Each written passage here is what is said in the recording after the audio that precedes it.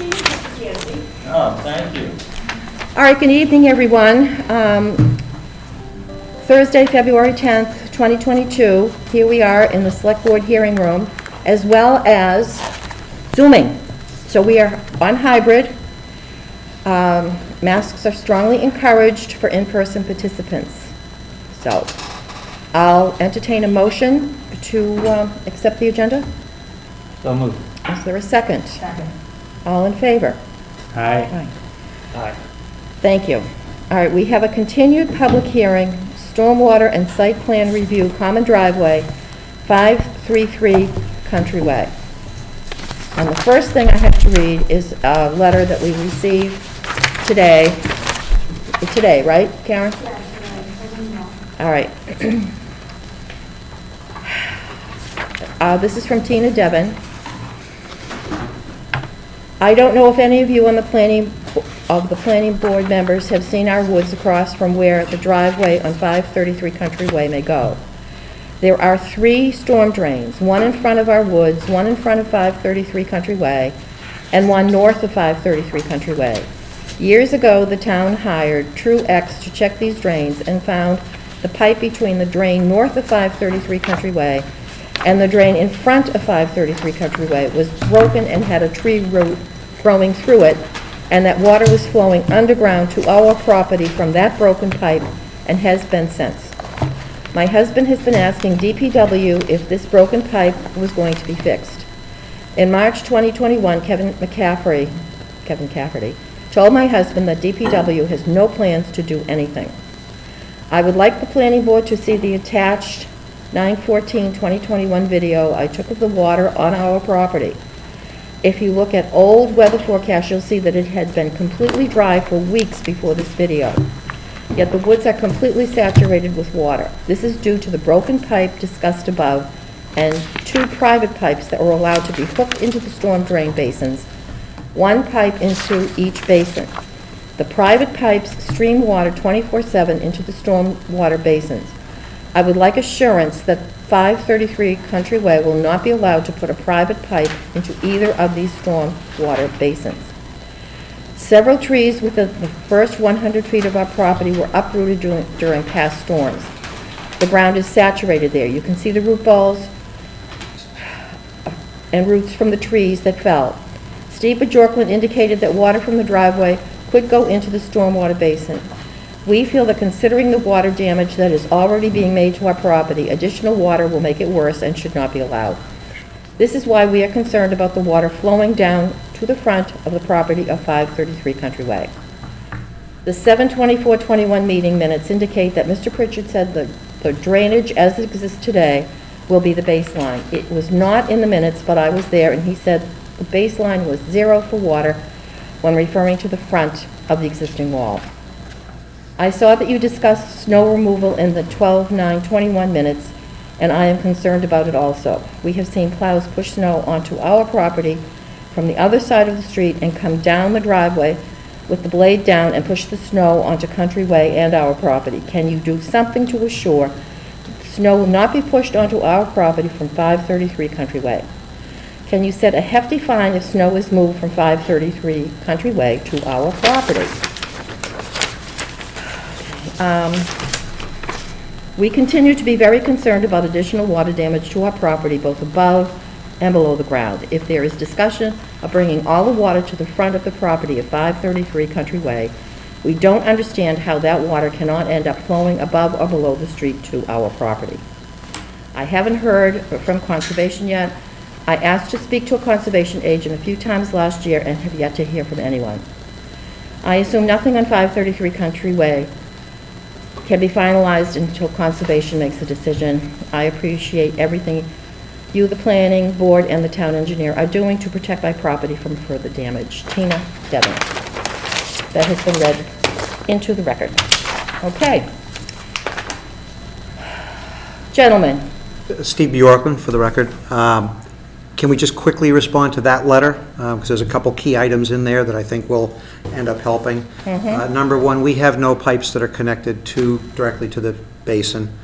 The water that comes off the site right now down the driveway If that water was making it across the street, she has a certain amount of water that's going in there. We are not going to increase that. We're going to end up decreasing that with all the systems that are being designed for this property. So there is no additional water that's leaving the property. So hopefully that will help put her at ease.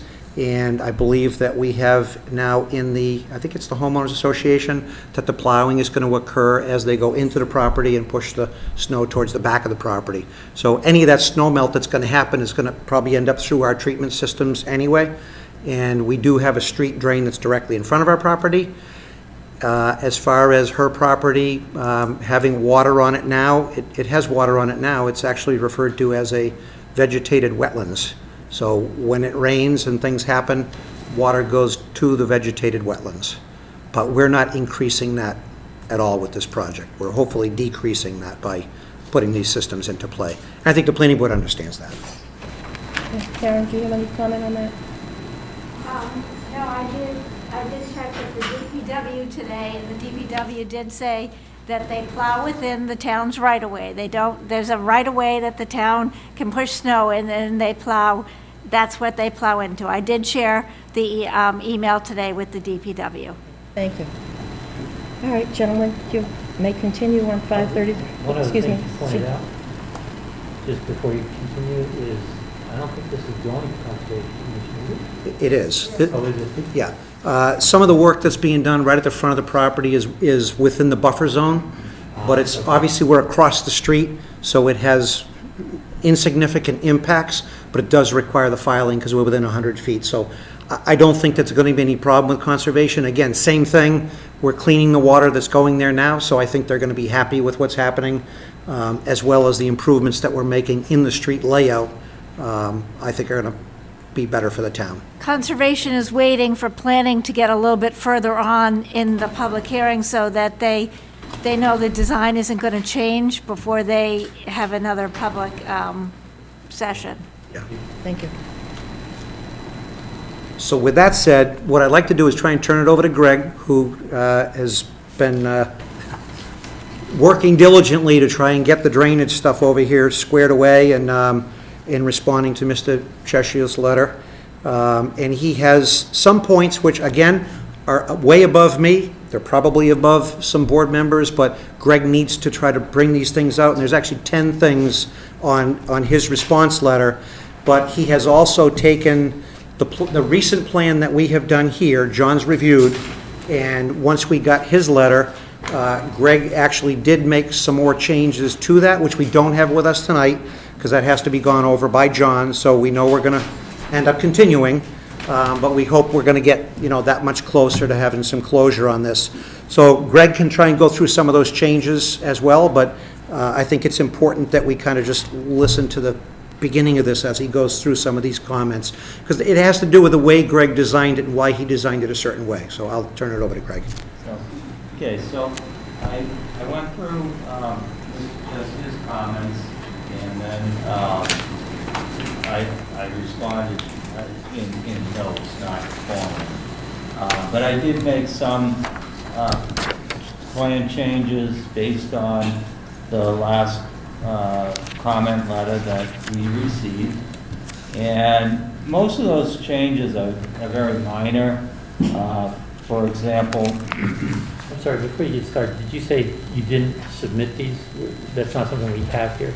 The 10 comments that he has right here were just done, so, and I just handed it to John, so he has a copy. Again, it's... Okay, I just wanted to know if I have it here. No.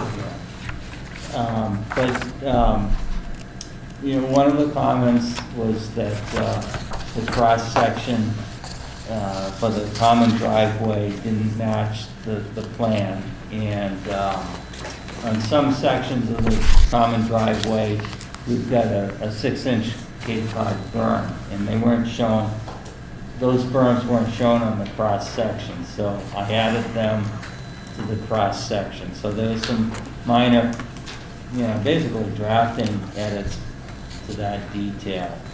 Also, there's a comment on the interceptive trench drain at the retaining wall. And what I've done is I've lined that with an impervious barrier so that any runoff coming off the lawn area will enter into the stone trench and get into the perforated pipe at the bottom of that trench. And that pipe has a slope on it, and there's a lining to it so that you don't get infiltration behind the retaining wall. Everything goes into that pipe, and then it goes into the stormwater management system. I also, another component of that comment was to grade back from the wall. I put like a 1% slope on that so that everything will get into that trench and get into the stormwater management system. Basically, the comment wanted this trench to be more hydraulically efficient, and I believe that those minor edits will satisfy that comment. There was also comments that about setbacks from various stormwater management structures, and one of the setback requirement was that it be 100 feet away from a foundation for an infiltration trench. But keep in mind the stormwater regulations were meant for 5-lot subdivisions and above.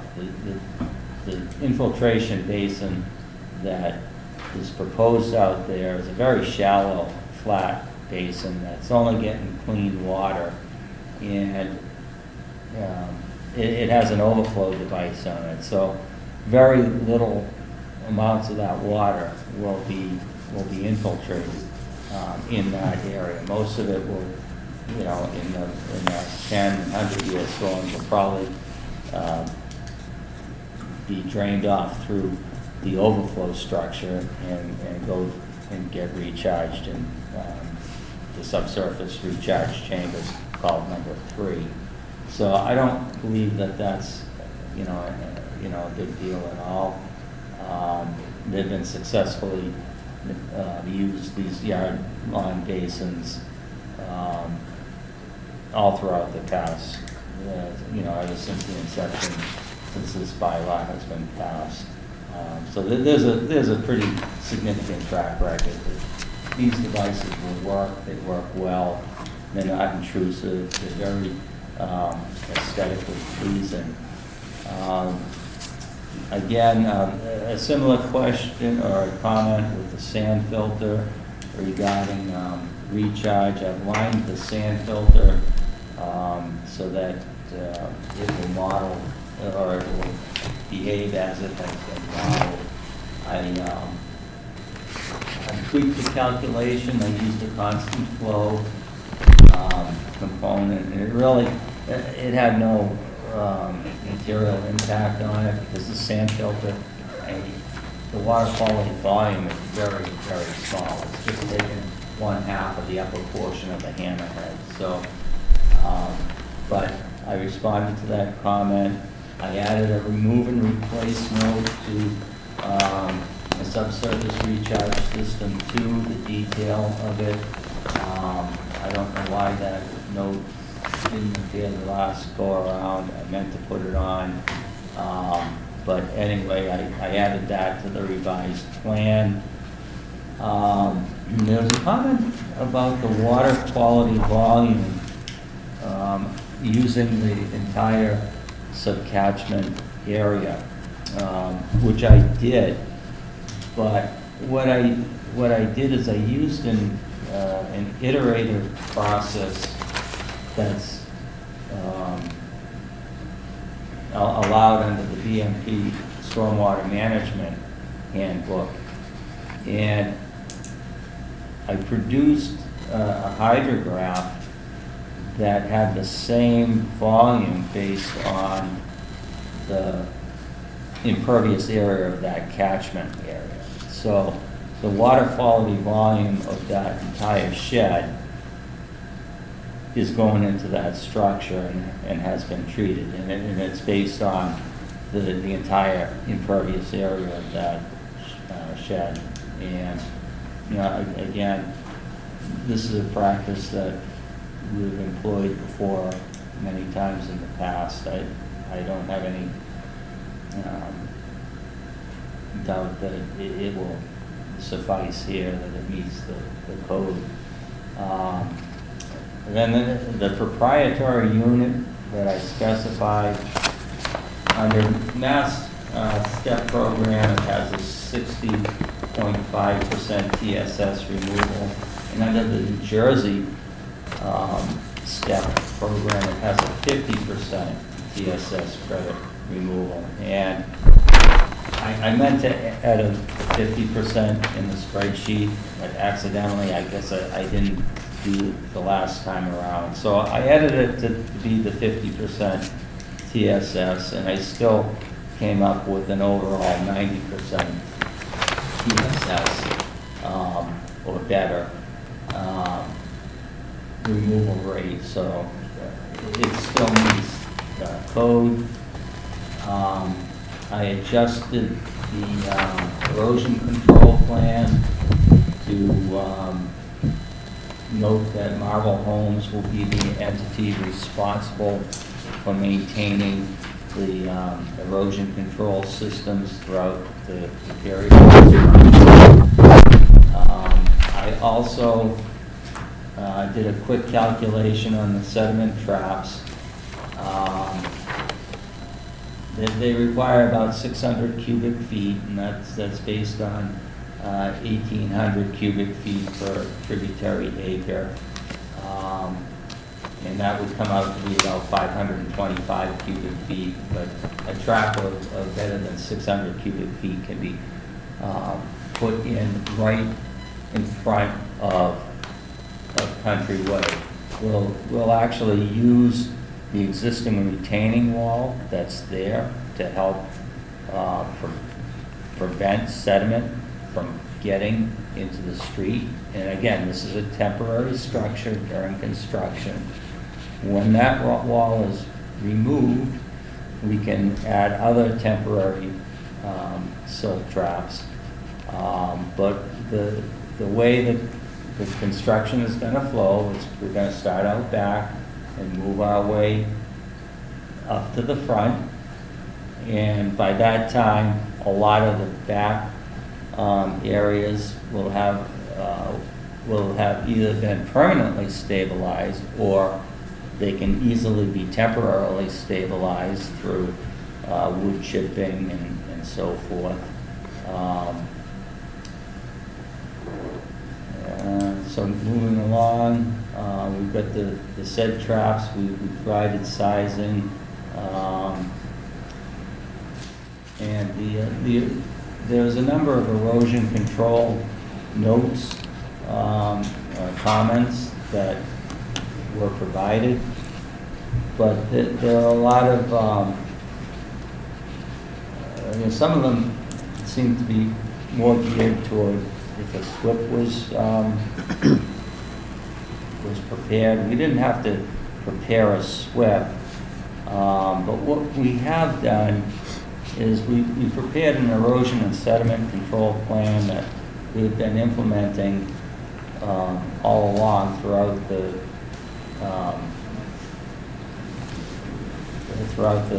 inception of the bylaw. We've used the same practices with 3-lot subdivisions. This technically is only an additional lot. It's a 2-lot common driveway. Practices that we've employed, I think, are more than adequate. We've never had any issues with this type of an erosion and sediment control plan that we've used throughout the years. We've used it successfully. I just don't see there be any issue implementing it with this site. This site actually is one of the better sites in town. A lot of the sites that we used had used these practices with. We were dealing with tills lower permeability rates, higher water tables. Out by Country Way, we've got some really beautiful sand, coarse sand, gravel. The amount, and lower water tables, so the controls, the erosion control plan that's been developed here will be successful, it will successfully control any type of construction sediment, excuse me. And for snow removal, we will put the snow removal up at the end of the cul-de-sac, because that's a very safe, practical place to put it. Plows can plow uphill. It's only a 10% grade. Those grades are common throughout the town, and plows have no issue pushing snows up a grade like that. And that grade is a very short grade. So with that, I mean, that was the bulk of the comments that I see there. I've responded to, and I'm confident that this project is not going to have any short-term or long-term adverse impacts on Country Way. The improvement out on Country Way is going to be really nice. We're going to have a nice shoulder. It'll be grass between the sidewalk and the new retaining wall that's outside of the right-of-way. There'll be a grass strip between the sidewalk and the pavement layout of Country Way. The sidewalk will have a 1.5% super elevated pitch, so will the entire shoulder. So there won't be icing, there won't be slipping. It'll look nice. It'll be a major improvement for the town. As you know, Country Way is a scenic roadway, and this will it'll enhance the value of the neighborhood. Again, we've had the same project, similar project right next door as a common driveway with 2 house lots, and that particular project, as you're aware, certainly has a much longer common driveway than what we're proposing here. And that project has been a really good asset to the town. With 2 nice houses, there's no adverse impacts of any type of runoff in those projects. Certainly they have plenty of site distances were never an issue. This project here, the common driveway is going to be perpendicular to Country Way, which is ideal, just like the project next door. And common driveway is certainly an improvement. It's certainly safer than the driveway that's there now. The driveway that's there now is steeper. It comes in at an angle. It's got a retaining wall that's right within the right-of-way. And it's got a sidewalk that meanders approaching that driveway, which is, not only is it unsightly, but it's not the safest layout that you could provide. So the amenities and the improvements that this project has, I believe that we're very close here to wrapping it up. I believe that it meets the performance standards, and if there's any other issues, they probably can be conditioned at this point. Okay, thank you. Mr. Chessie? Sure. So I think that, excuse me, one of the first things is, there's a bunch of things I think that the board should sort of address as relative to what you might or might not want. So I was gonna just go through, sort of a summary, and then you can make your, determinations as we go, but in some of these, Greg addressed in his presentation, but, so looking at the road, just quickly, the first maybe half of it has a berm, the second half doesn't have a berm, there's swales behind the berm and part of it, so it's a variable cross-section, so my question to the board would be, do you want cross-sections at different sections? Do you want a cross-section that shows berm from station here to station there? Or what would you want to be able to best understand it, or is it okay the way it is? And I'm not going to ask you the answer, I'm just going to go through the list, and then you can decide. That's under section 720.3 of the for Common Drive. The next one, 720.7A. One of the criteria for common drives is to minimize site disturbance, and I know Common Drive, in theory, would minimize site disturbance because there's one drive instead of two drives. This one, though, is, of course, relatively steep through the middle, quite a bit of cut to make it work. So you need to make a determination on that. I'm not trying to make that for you, just pointing it out. That's something the board's supposed to do. 720.7I, there's discussion under this section about screening. Now, the common drive's in the middle. It's not abutting a existing property, so it may not apply there, but again, it's something that the board can look at and make a determination of whether screening is appropriate for something of this nature. And the last one under Common Drive, 720.7K, Countryway would be considered a major road that typically you do a speed study, and that's a determination that the board can make. Do you want one or do you not want one? It's only 2 lots, but it's a busy road. So they, I think, set it up based on the posted speed, not the 85th percentile speed, which is typically required for a more, a larger road. But it isn't always, and that's the determination the board can make. I try to point things out and then let you make the determination. I'll take the conservative approach of, you might want it, and then you can decide if you do or you don't. Under site plan review, section 770.5, there's a whole bunch of things, and I suspect that some of them, if not most of them, you may not care about, but if you do, then you should tell the applicant so that they can give you the information. Now I'll go through these fairly quick, so by the letter, so it's all 770.5, and then so the subletter E asks for floor areas. Don't know if you want the footprint, floor area of the house, whatever, that's something you may or may not want. Zoning table with setbacks, like required setbacks. There is a zoning table, but it has existing and proposed setbacks, doesn't have what the required is. Topography on abutting properties, they have some, but it doesn't necessarily extend the distance required with topography. They've identified, I think, houses and buildings within 50 feet, but doesn't have all the contours. Don't know whether you want it or not.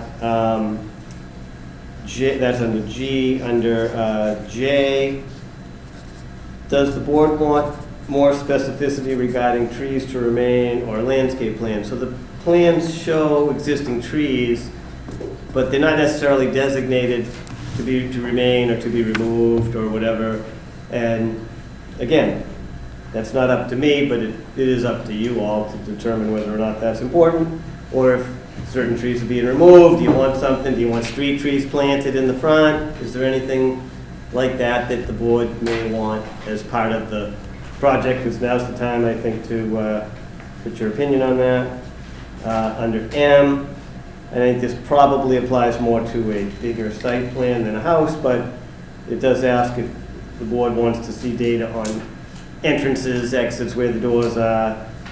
Same goes for under N, walkways. Under letter O, lighting. I don't know that you necessarily want it on single-family homes, although we'll have to say driving down Hadley Road, sometimes the lighting seems a little aggressive on some sites I've seen down there driving at night. And Q, this one, it's in the aquifer, or the watershed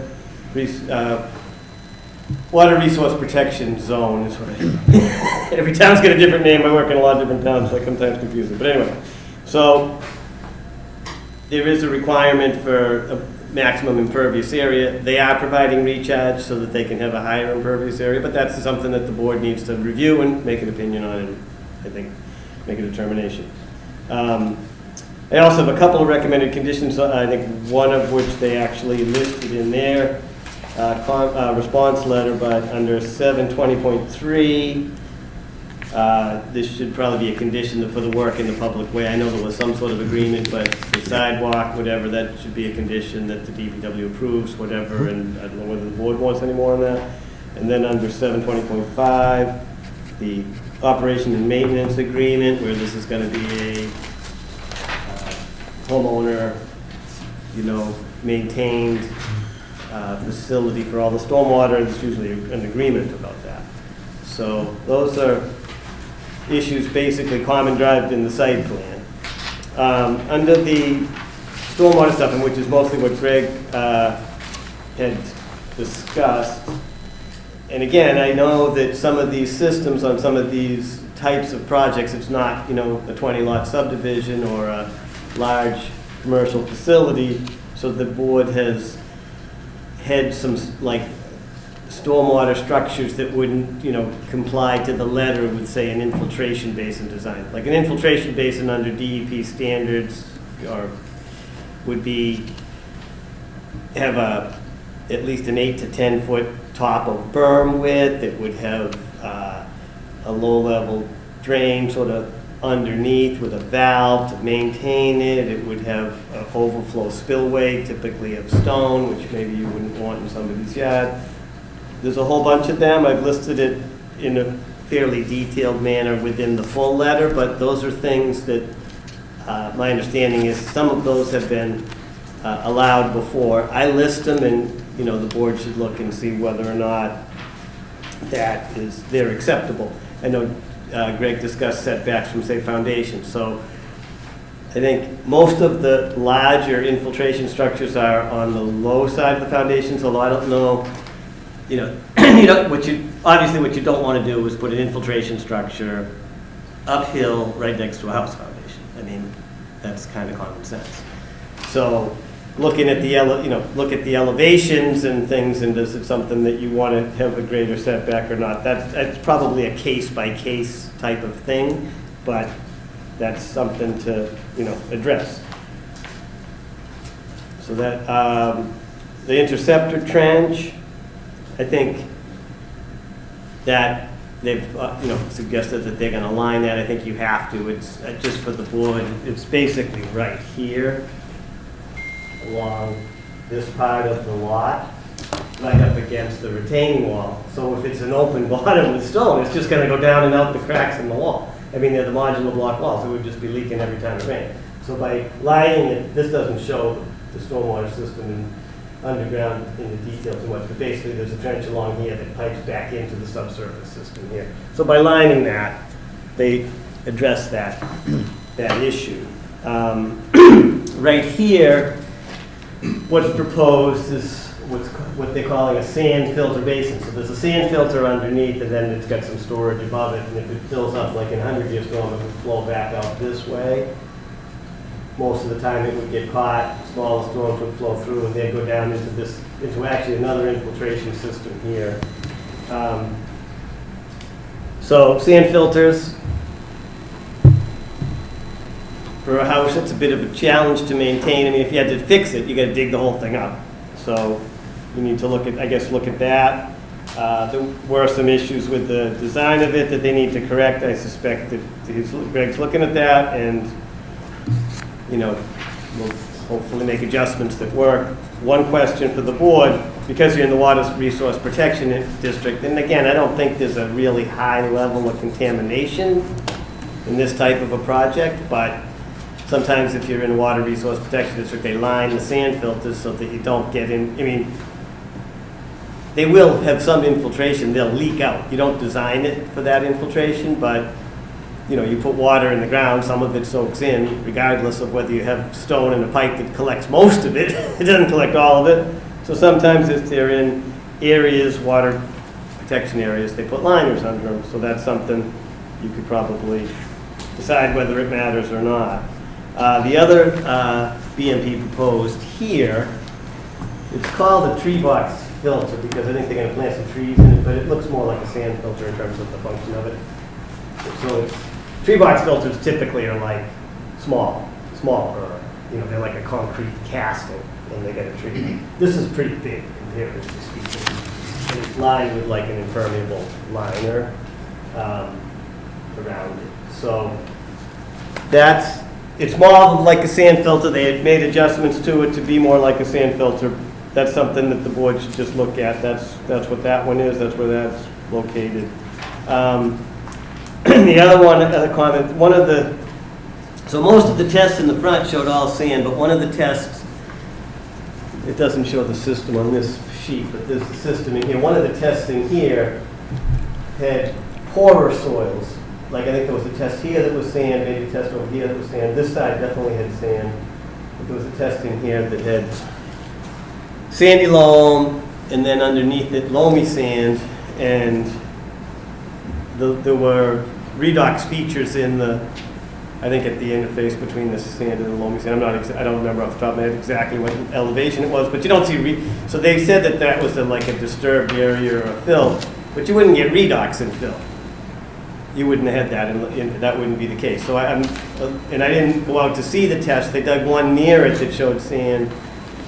So all I can take is what I read that was submitted. I didn't get asked to go see the test pits when they dug them. Had I been out there, I might have been able to make a more informed opinion on what I saw, but all I can,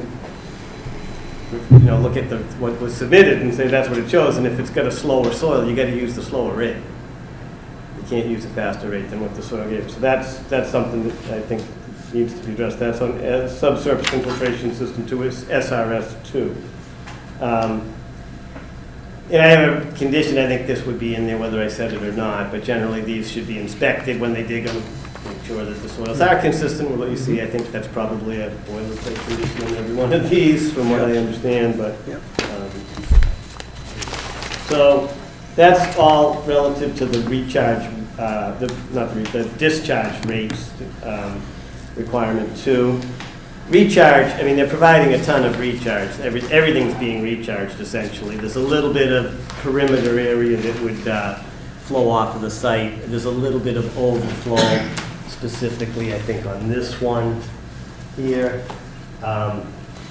Rates are going to definitely be reduced, provided everything, works and the board agrees that the plan that they're proposing is okay for this type of a site as far as the standards under the DEP. For recharge, again, I listed a bunch of specific requirements in the DEP handbook for the things, and the board, I think, should look at those. They're all listed, they're bulleted in the bigger letter. Under TSS removal, I think that they are there. I think they're, pretty close. The only thing, and I agree with Greg, if he uses 50%, he gets the 90 on this hydro storm unit, but they also need to provide the sizing by using the conversion under the DEP. The DEP has a standard to convert a water quality volume to a flow rate, which you then use to size these swirl type chambers. So at the front of the common drive, there's a trench drain to a swirl chamber to the underground system. So they just need to provide the proper sizing data. I mean, it's not like you can't get one that works, it's just documented.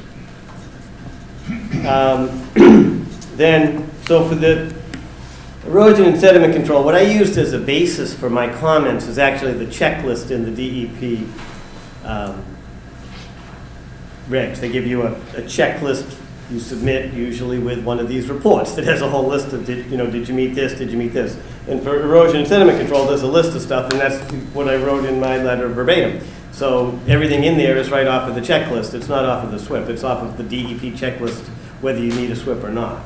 So I think my point is you got a site that essentially flows all downhill to Country Way. There's some good soils in the front, but you're also putting all your infiltration systems there, so you don't want to put sediment where you're building an infiltration system and then ruin it by clogging it all up. So you really can't build your temporary basin where you're putting your permanent structure and silt up the soil so that it doesn't work. So it's a little more complicated than maybe, it's all flowing right downhill, you're gonna rip it all up, and you gotta look at how you're gonna do that without making an impact. I mean, I think there are ways to do it, but it needs to be pretty carefully thought out.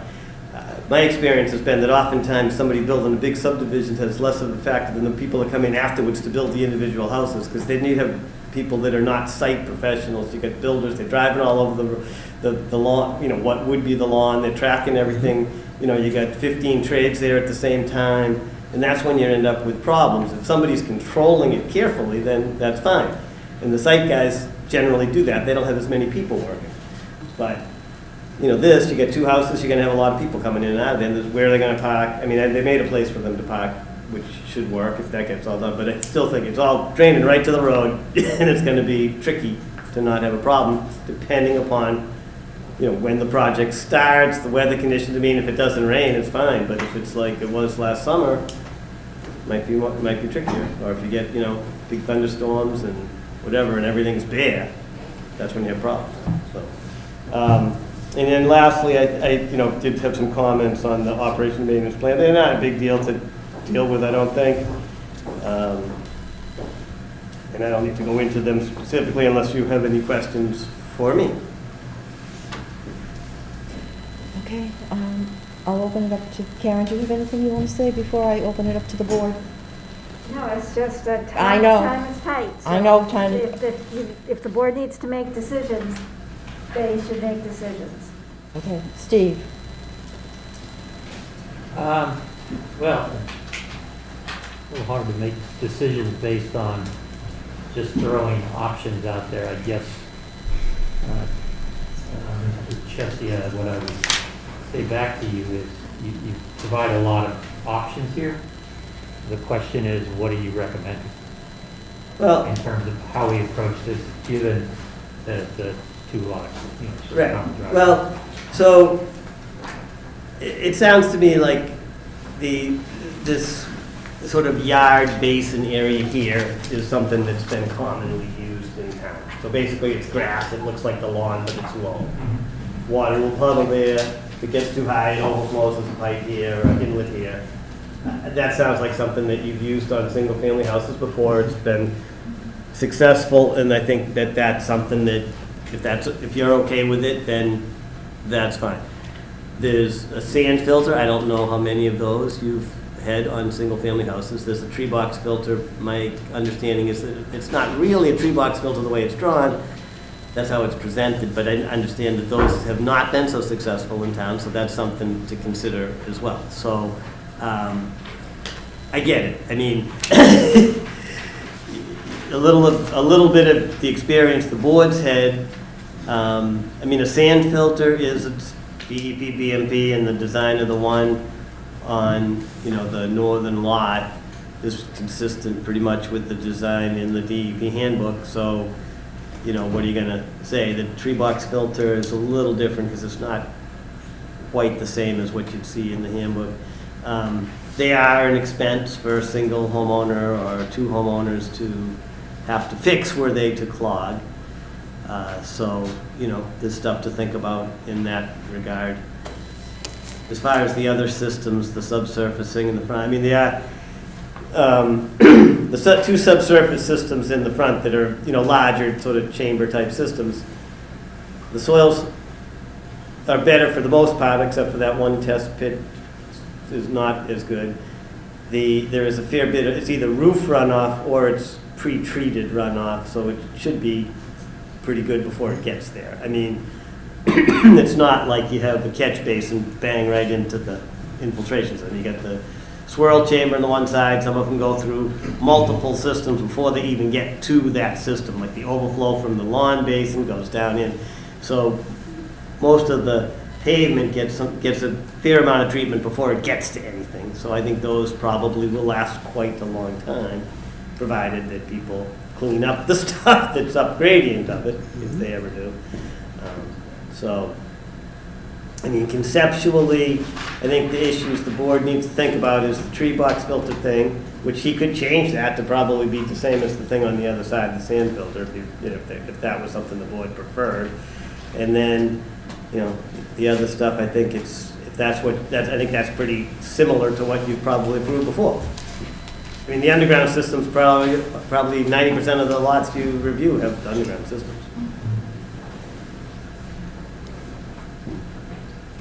So I guess what I hear you saying is that your biggest concern would be the use of a tree box filter and sort of whether the sand filter is appropriately designed?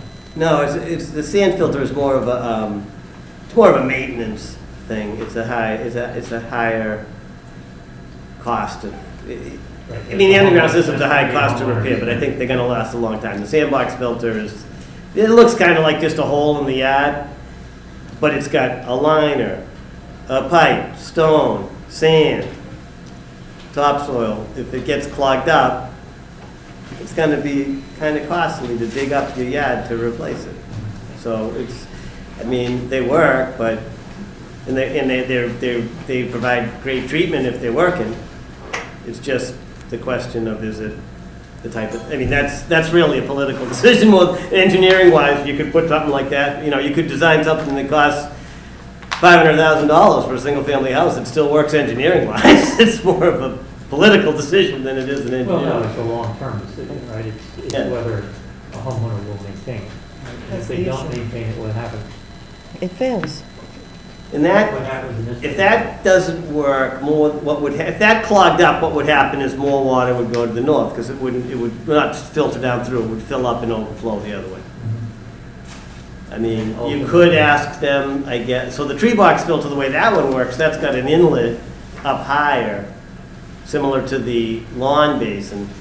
And correct me if I'm wrong, Greg, because I look at a lot of these, I don't remember everything on every single one. No. But I believe that one, it comes That's up to a correct. certain thing, and then there's like a grate at the surface, or just below, just down a little bit, that it would go into that and then pipe all the way over to the other system.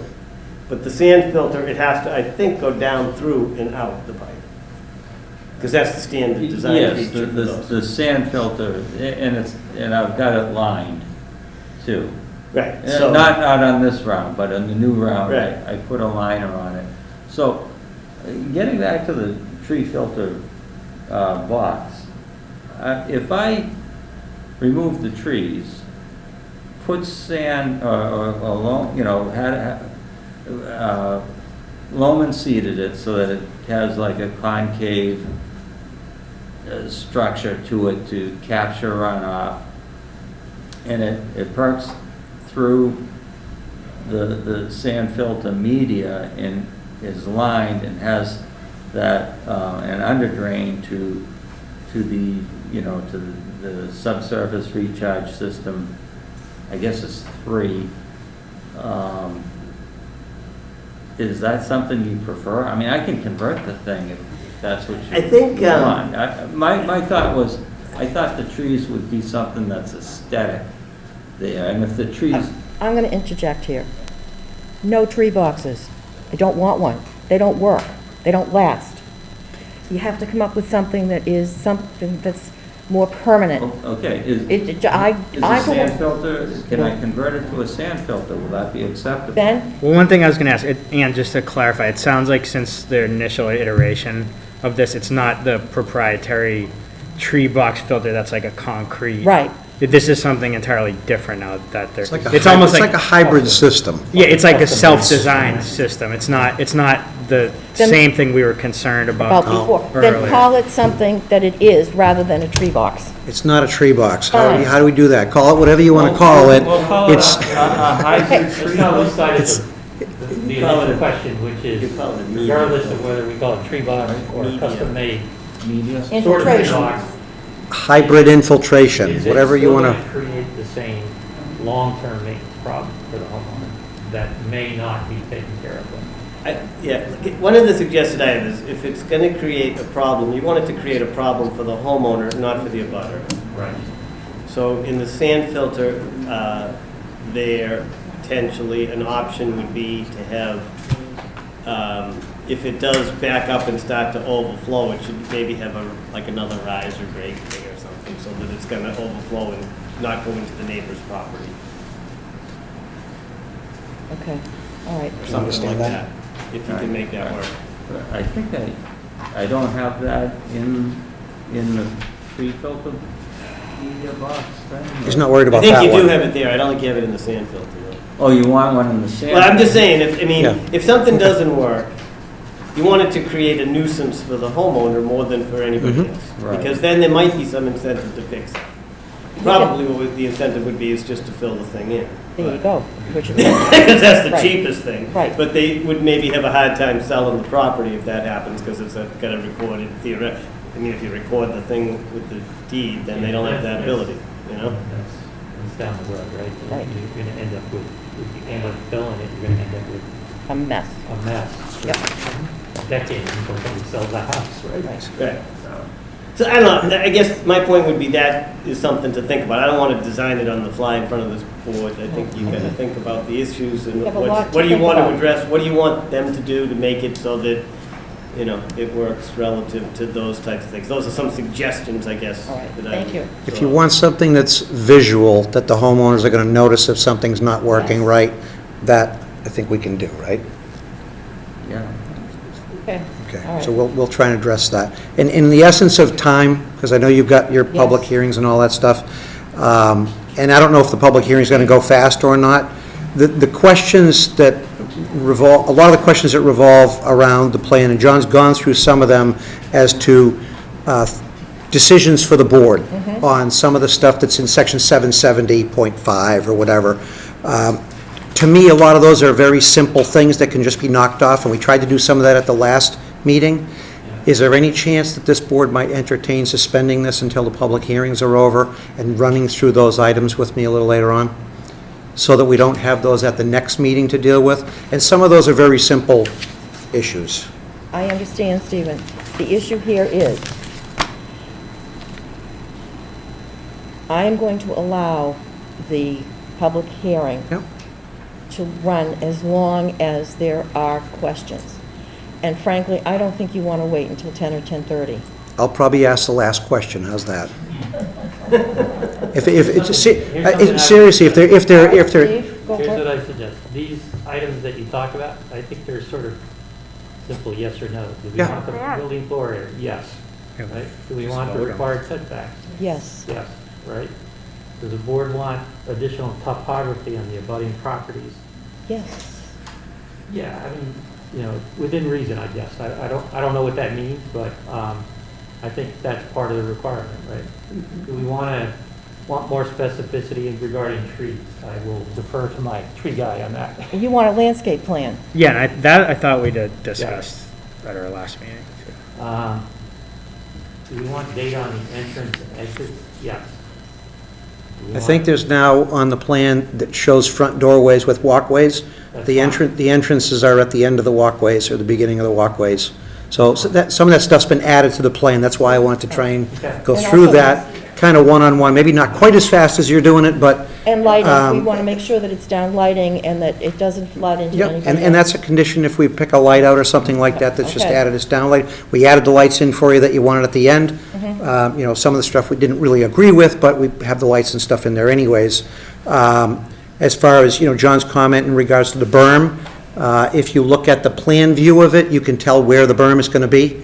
I don't necessarily think that we need a cross-section everywhere where the berm might change if it's going from a berm to not a berm, because whoever is constructing it can look at the plan view and say, from here to here, I need a berm. So it's easily depicted on the plan to be able to see some stuff like that. And again, I'm talking as fast as I can possibly talk, but I would love the opportunity to be able to spend a few minutes at the end, and I don't mind staying if the board would entertain it. And that'll give me a chance, while you're going through some of the other stuff, to tighten it up a little bit. We'll have to see what time, Right. you know. Can We all have other I things to provide do as another well, right? That's fine. suggestion? Yes, Can I provide another suggestion? Yes. One other option would be, is to possibly continue it for 2 weeks from now to get some of these answers, and then the next, so that they can finish the plans. Right. Well, that's what I'm trying to do, and the answers have to come from the board, not from I us. understand. But I'd like the opportunity to be able to say, well, you want to see more topography around it. Is there a reason that you want to see more topography? Rather than a commercial site that's coming in as a site plan review, these are single-family home sites. So a lot of that stuff is different. I understand. So if they... Karen? I'm saying next time we have a site plan waiver, we have another common driveway, we're allowing for a potential continuance of the zoning public hearing, we're having another discussion on MBTA communities, that I suppose can be pushed off. I mean, so it's a lighter agenda, potentially a lighter agenda next time if you do all your public hearing stuff tonight. Okay. So, I mean, would that be amenable for them to come back in 2 weeks to get the rest of the questions answered before they then spend all the time finishing the drawings? If you could put us on for the end of that meeting, that would be great, because I'm hoping that we don't have to rush it, but I just want to go through some of those to make points as to why you might not need the extra information, rather than saying, and if there's a reason that we have to have more topography on there, I mean, we know the direction that the water's going, that's all been done, and again, a lot of that stuff revolves around commercial activities, which this is not, and we're trying to meet regulations that are virtually impossible to meet.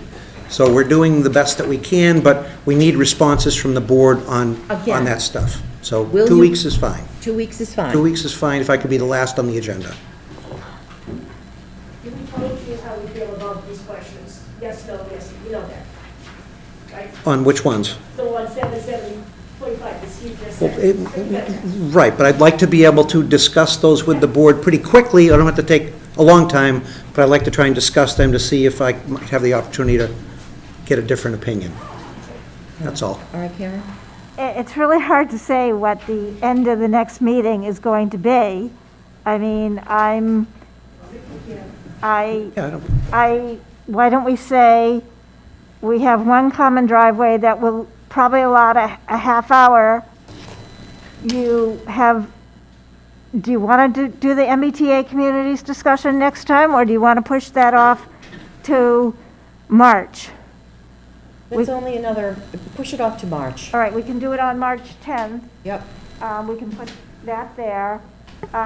So why don't we say 7:30 for next time, and then, whatever, I don't know what's going to happen with the public hearing tonight. Okay, so it's 7:30, take it or leave it.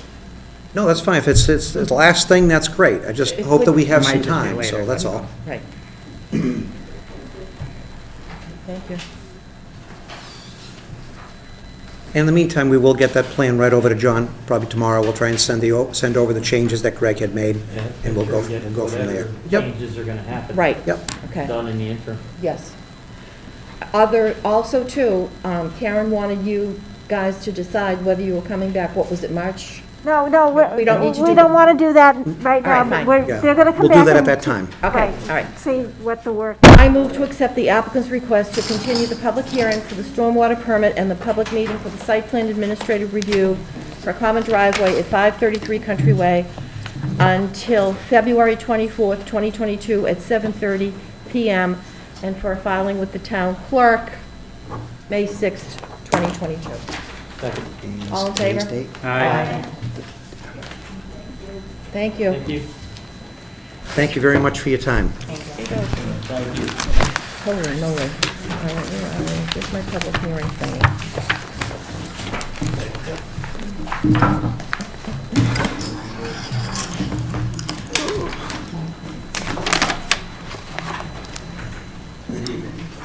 Good evening, thank you. Very much.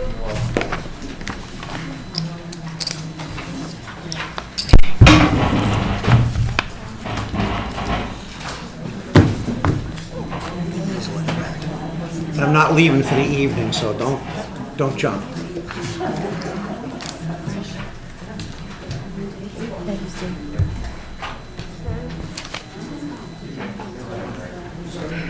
I thought we had a lot more people here. I know.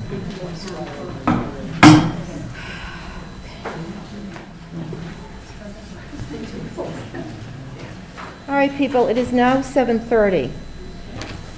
Notice is hereby given pursuant to Mass General Laws, Chapter 40A, Section 5, that a public hearing will be held by the Scituate Planning Board on Thursday, February 10th, 2022, at 7:30 PM in the Select Board Hearing Room, Town Hall, 600 Chief Justice Cushing Highway, Scituate, Massachusetts, to consider amendments to the Scituate zoning bylaw as described below. These amendments will appear as articles on the warrant for the annual town meeting commencing April 11th, 2022. All references below to sections refer to sections of the zoning bylaw. 1. Section 440.5, Business Districts.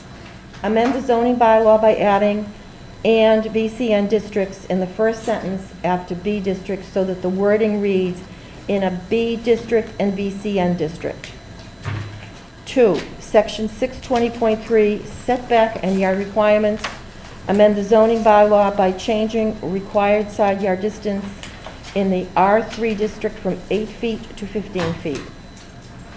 3. Section 610.1, Lot Area and Width Requirements. Add a new Section B to read, "Any lot created after April 11th, 2022 shall have dimensions sufficient that a circle of 50 feet diameter can be drawn tangent to any property line at all points without the boundaries of said circle passing over the opposite property line." 4. Marijuana. A, Section 200 definitions. Insert into Section 200 definitions currently located in Section 491.1B definitions with the addition of the following definitions related to marijuana: canopy, marijuana courier, marijuana delivery operator, marijuana transporter, medical marijuana treatment center, MTC, formerly known as registered marijuana dispensary, or RMD. B, Section 200 definitions. Delete the definition of registered marijuana dispensary. C, Section 420 table of use regulations. Add to F, marijuana cultivator with SP in DBP district and N in all other districts. Add 2G, marijuana product manufacturer with special permit in DBP district and N in all other districts. Change 3EE from registered marijuana dispensary to medical marijuana treatment center, MTC. Change GG from marijuana establishment to marijuana retailer with SP allowed in B, GBC, GWB, NDTV, NRNDB, BC, and OV districts and all other districts. N, add HH, marijuana delivery operator or marijuana courier, and 2II, marijuana transporter with the uses by SP in GCV, GWB, NDTV, NRN, DBP, NCR, DCR, VC and OV and all other districts, N. And 4, add M marijuana testing facility with SP uses in the GBC, GWB, NDTV, NRN, DBP, NCR, DCR, VC and OV districts, and N in all other districts. D, Section 440.2, delete registered marijuana dispensaries in its entirety and add the new section, medical marijuana treatment centers, MTC. E, Section 440.3, add a new section, marijuana establishments, adult use marijuana establishments. F, renumber existing Section 440.3 to 440.4, garage for commercial vehicles. Renumber existing Section 440.4 to 440.5, business accessory use. Renumber existing Section 440.5 to 440.6, business districts. G, Section 491, temporary moratoria, delete in its entirety. H, Section 492, prohibition of marijuana establishments, delete in its entirety. 5, Section 800, non-conforming structures and uses. A, amend Section 810, structures and uses already in existence, alteration, repair, and reconstruction of non-conforming structures, alteration, so that any structure or use of land or structure lawfully existing as of the effective date of this bylaw, any construction or operation for which a building or other permit has been issued prior to the effective date of this bylaw may be continued unless or until abandoned or not used for a period of 4 years or more. The Zoning Board of Appeals may waive this time limit for good cause. No non-conforming use, once abandoned or not used for a period of 4 years or more, shall be allowed to be restored as a non-conforming use, and no non-conforming use, if changed to a conforming use, shall revert to a non-conforming use. The building commissioner may permit the alteration of a lawful, dimensionally non-conforming structure, provided if the structure is non-conforming solely because of insufficient lot frontage, lot area, or both. If the proposed alteration meets all the dimensional requirements for front, side, and rear setbacks and maximum height. No alteration which would increase the gross floor area of the non-conforming structure by more than 20% may be permitted by the building commissioner. The building commissioner may permit the alteration of a lawful dimensionally non-conforming structure with sufficient lot frontage and lot area where said structure is non-conforming as to a dimensional requirement for front, side, or rear setbacks or maximum height, if the alteration meets all such dimensional requirements. No alteration which would increase the gross area of the non-conforming structure by more than 20% may be permitted by the building commissioner. In all other instances of alteration governed by this bylaw, the applicant may petition the Board of Appeals for a finding under Mass General Laws, Chapter 40A, Section 6. The alteration of such a structure so as to increase an existing nonconformity or create a new nonconformity shall require the issuance of a variance. B, Section 810.3, nonconforming structures other than single and two-family, delete in its entirety as the language has been added to Section 810. C, Section 830, repair and restoration of nonconforming structures and uses, delete in its entirety. The text of the current zoning bylaw and complete text of the proposed amendments to the zoning bylaw are available for inspection, et cetera, et cetera. Any person wishing to comment on these proposed zoning amendments should appear at the public hearing at the time and place designated above. Thank you very much. And I will read one more thing before we continue. Okay? Tonight is a public hearing required by state law to change and/or add zoning regulations. The board is seeking input into the proposed bylaw changes. No votes will be taken tonight. At a separate posted public meeting, the board will discuss and vote on its recommendations to town meeting for each of the zoning warrant articles, which bylaw are required to be read at town meeting. So there will be no vote, people, this evening. This is really up to you guys to tell us your stuff. Okay, the first item that we have is the business districts 440.5. This is housekeeping. We're just adding in a B and/or VCN Village Center and Neighborhood District. It's just housekeeping more than anything else. Is there any comment from the public? Okay. Then we go to Section 620.3, setback and yard requirements. Amend the zoning bylaw by changing required side yard distance in the R3 district from 8 feet to 15 feet. We're going to put this on hold because there's been some discussion and we need to further study it. So there's no input on that tonight. Then we have C, dimensional requirements. This is that 50-foot, which was a result of a workshop. Dimensional 50-foot circle.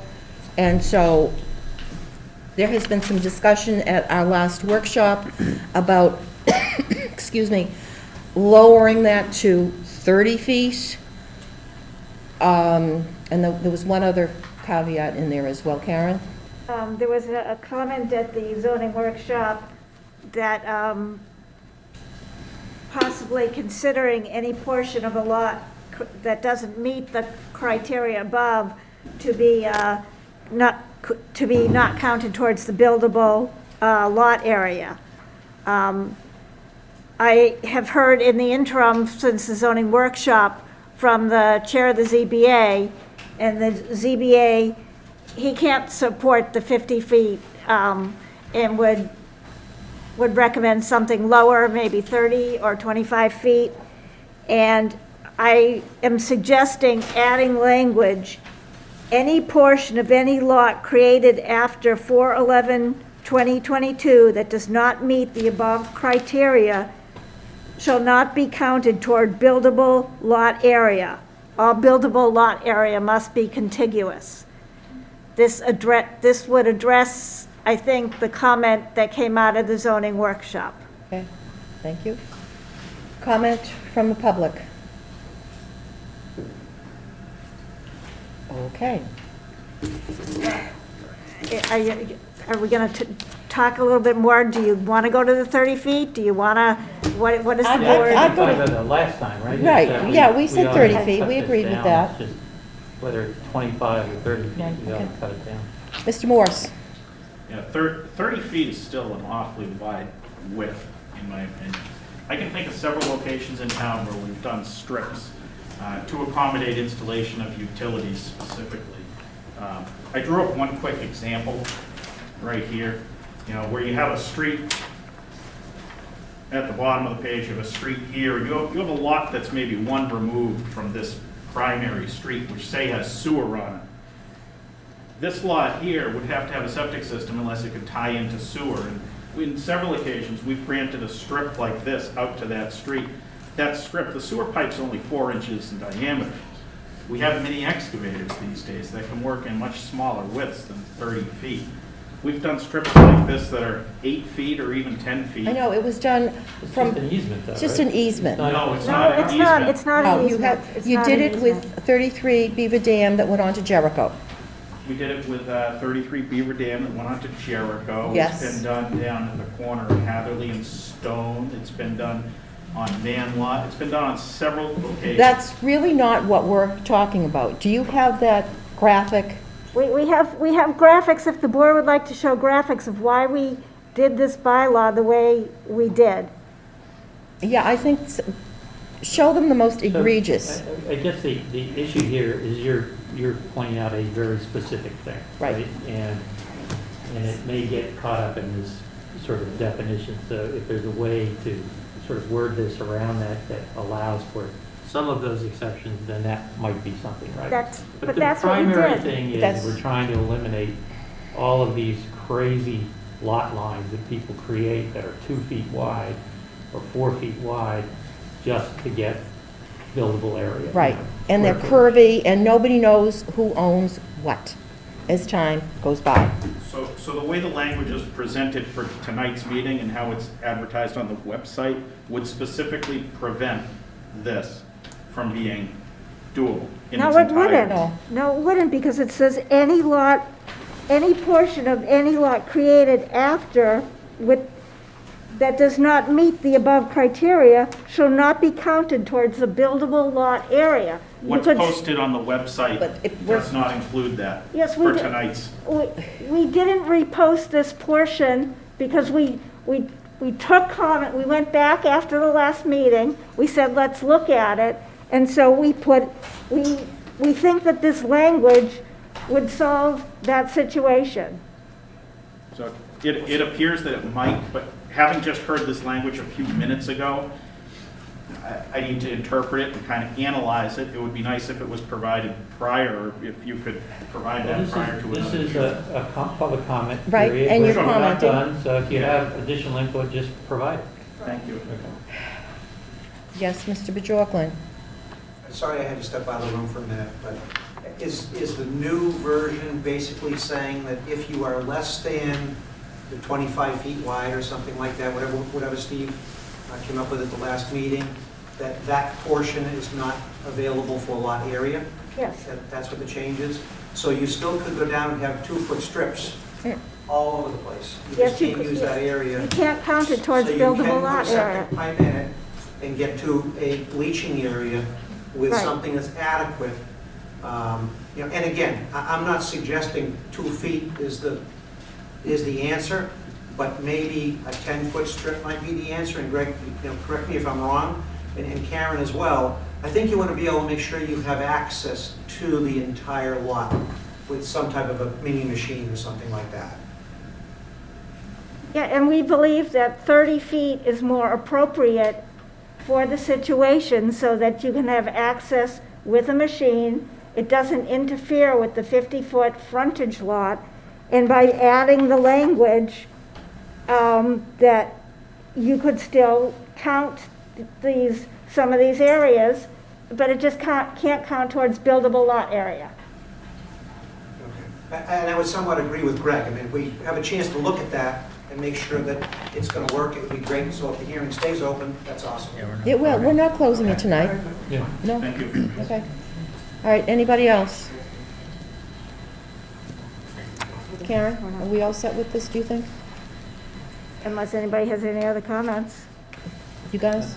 No, I think that's good. Okay. I think this will Be accomplish. happy to take, once you get out, look at the hard language, happy to take input on it. Okay, thank you. All right, now we go to non-conforming structures.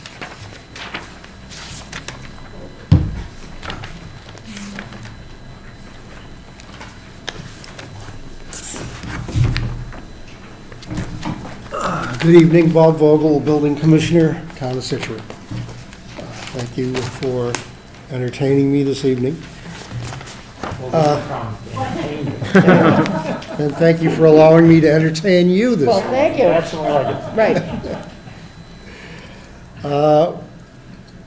What this zoning bylaw proposed change is aimed at doing is solving a problem that fortunately is not widespread in town, but the problem of derelict houses and other buildings that basically, under the existing bylaw, and after a certain time has expired, can't be rehabilitated.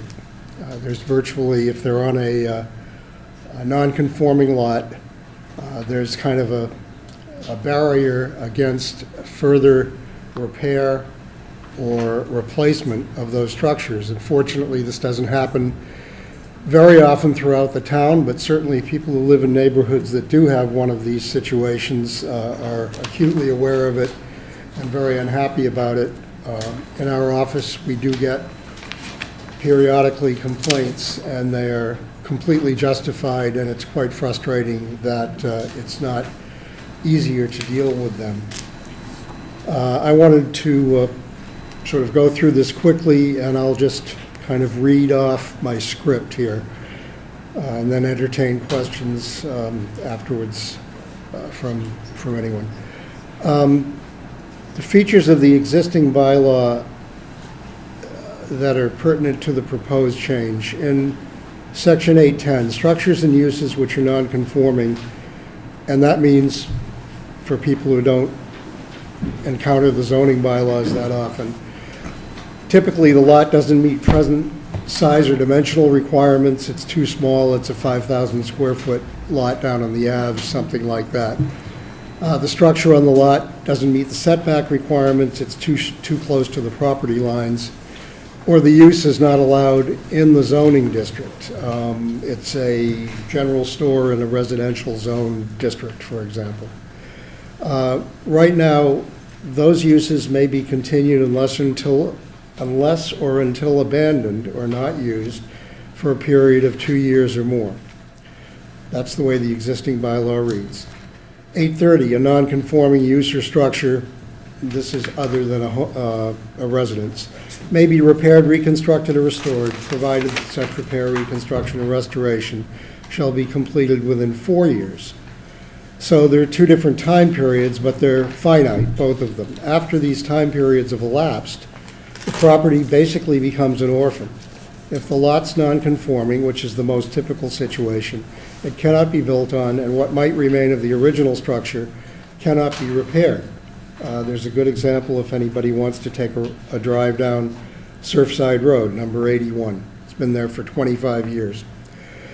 At that point, the property's only value might be to combine it with an adjacent parcel or to sell it to your neighbor. So basically, that lot doesn't have a use beyond, just adding to someone else's landhold. So the unintended consequences of the existing bylaw. There are several situations that might come up: financial difficulties, extended legal actions, or illness, and the owner of the property might not be able to respond in the timeframes that now prevail. So no redevelopment options are available after that time period's elapsed. The property remains as is, where is, an attractive nuisance, fire hazard, and blight on the neighborhood. Also, the application of these bylaws, and we've talked about this a little bit with the town's attorney, Cynthia Amara, as well as the zoning board. But the application, or strict application, could constitute what's called an uncompensated taking. So a property that, when it was not damaged, had a considerable amount of value, now has no value because you can't rebuild it or redevelop that piece of property. So that could be a problem for the town. There's case law that says you basically can't do that. You can't, by passing a regulation, take a valuable property away from me and decrease substantially the value of it. What we're proposing to change is to increase the by right window of redevelopment from 2 years to 4 years. That's a small change, but in my mind, what that would do is allow a little bit more breathing room up front for things like a protracted divorce proceeding or something like that, so that you would have a better opportunity in some of these cases to do the right thing and the thing you want to do, which is to rebuild your property and maintain its value. However, beyond the time limit, what the change that's proposed will do is allow the limit to be waived by a special permit or finding from the Zoning Board of Appeals. That would put the zoning board as the sort of gatekeeper for this situation, which I think is totally appropriate, would provide a path forward for these properties that does not now exist, to bring them back into the tax rolls, back onto good standing within their neighborhood, etc. Excuse me. That's got to be junk mail. No, nobody ever calls me. Yeah, Reading. I don't know anyone in Reading, Mass. At any rate, that's the intent. So a special permit or finding from the Zoning Board of Appeals would be required to move forward with one of these properties after the time limit had elapsed. The caveat, of course, is you want to guard against, as much as possible, unintended consequences. So the wording of the bylaw that's proposed, the bylaw change proposed, includes any lawful structure or lawful use of land or structure existing in whole or in substantial part as of the effective date of this bylaw, which would be after it's passed by town meeting. And that would be up to the zoning board to make a determination whether this particular property met those criteria or not, and would be part of the special permit public hearing process. The zoning board would be allowed to grant the requested relief only if it finds the repair, alteration, reconstruction, extension, or structural change will not be substantially more detrimental to the neighborhood. That's repeating words that are already in the present bylaw. And again, another caveat to this would be, well, another goal of this would be to weed out over time non-conforming uses in a residential neighborhood, some use that's commercial, for example. And so there's wording in the proposed change: no non-conforming use, once abandoned or not used for a period of 4 years or more, shall be allowed to be restored as a non-conforming use. And no non-conforming use if changed to a conforming use shall revert to a non-conforming use. And over time, that would have the tendency to weed out, things like the Egypt garage, for example. Otherwise, we're kind of combining a couple of the bylaws together. I consider that more or less housekeeping. But I think this is a very decent way to go forward and solve the problem. That, again, is not widespread, thankfully, but where it occurs is a very acute problem. Okay, thank you. All right, this is a public hearing. Any comments from the public? You were waiting for that, weren't you? Again, Steve Bjorklund. What's your address, Stephen? 861 Main Street, Norwell right now, but don't worry, I'll be back in Scituate soon. And Bob and I have gone through this, kind of ad nauseum, I guess. I'm not against what Bob is trying to propose. I think the board understands that. I think the situation really is that the entire time limit just makes no sense, that anybody should be able to come back to the Zoning Board of Appeals and ask for relief. Just as Bob says, somebody that doesn't get that could file a lawsuit against the town for taking without compensation. This bylaw takes care of 99.99% of the people in town. If there's 17,000 people, it takes care of 16,999 of them. At the workshop meeting, there was a discussion that we had where we talked about these people that can come out of the woodwork, or should I say, come out of the ocean and rebuild their homes. Since then, and at that meeting, I indicated to the board that I would go and research the properties on Peggotty Beach to make sure that nobody was going to come back and try and put a house in the middle of the ocean. Since then, I've met with Bob, I've gone over the plan with him. Every cottage that was destroyed on Peggotty Beach has been bought out by the federal government, sold back to the town for, I think, $1, with the stipulation that you can't have a structure on it. So none of those people are coming back.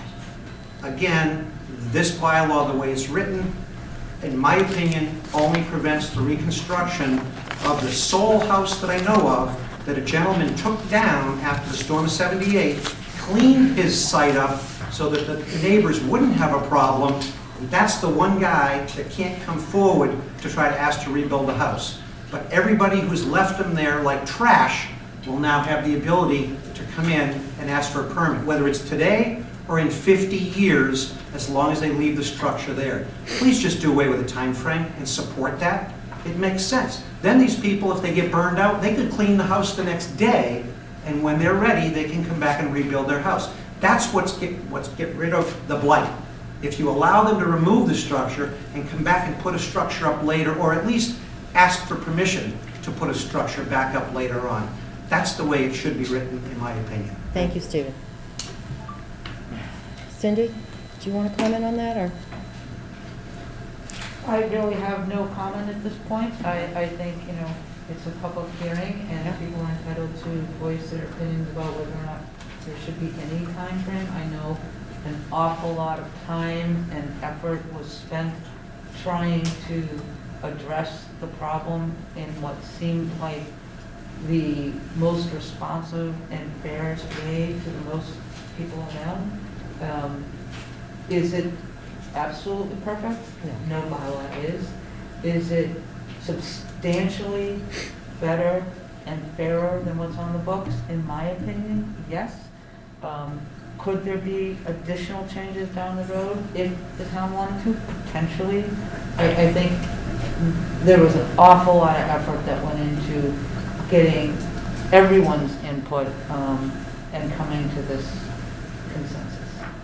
That's just my opinion. But Thank you. You're entitled to yours, and the board will hear it. Anyone This else? is the additional change, just so you understand, because I know you're new town council. It used to be 2 years. In order to appease the people after the storm of '91, the town went to 4 years. Now the people that have still left their houses there, they're coming back in and changing it again because those people left blight in the town. All right, thank So you. if they had cleaned it up, they wouldn't have the right to come back. That's not right. Is there anyone else that would like to comment on this potential bylaw? Just as a comment in response, if I may, the intent is not to shut the door on any particular property or any particular situation. I think the zoning board, as I said, would become the gatekeeper of this bylaw, as they are of other bylaws. And the applicant or proponent would be at their intention to present anything they needed to bolster their case in a particular situation to get the zoning board to agree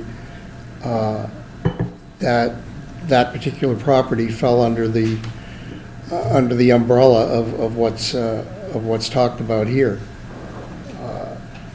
It's not as though the language in the bylaw absolutely precludes the property Steve's talking about. It simply makes the zoning board the judge of whether or not it's appropriate to allow that to happen under this new bylaw. Okay, thank you. Mr. Morse, you had your hand raised? Mr. Vogel answered my question. Well, there you go. Okay. You have 1 minute. Good. I just want to get it straight. Does that mean that 141 Turner Road has a right to file for this permit from the Zoning Board of Appeals?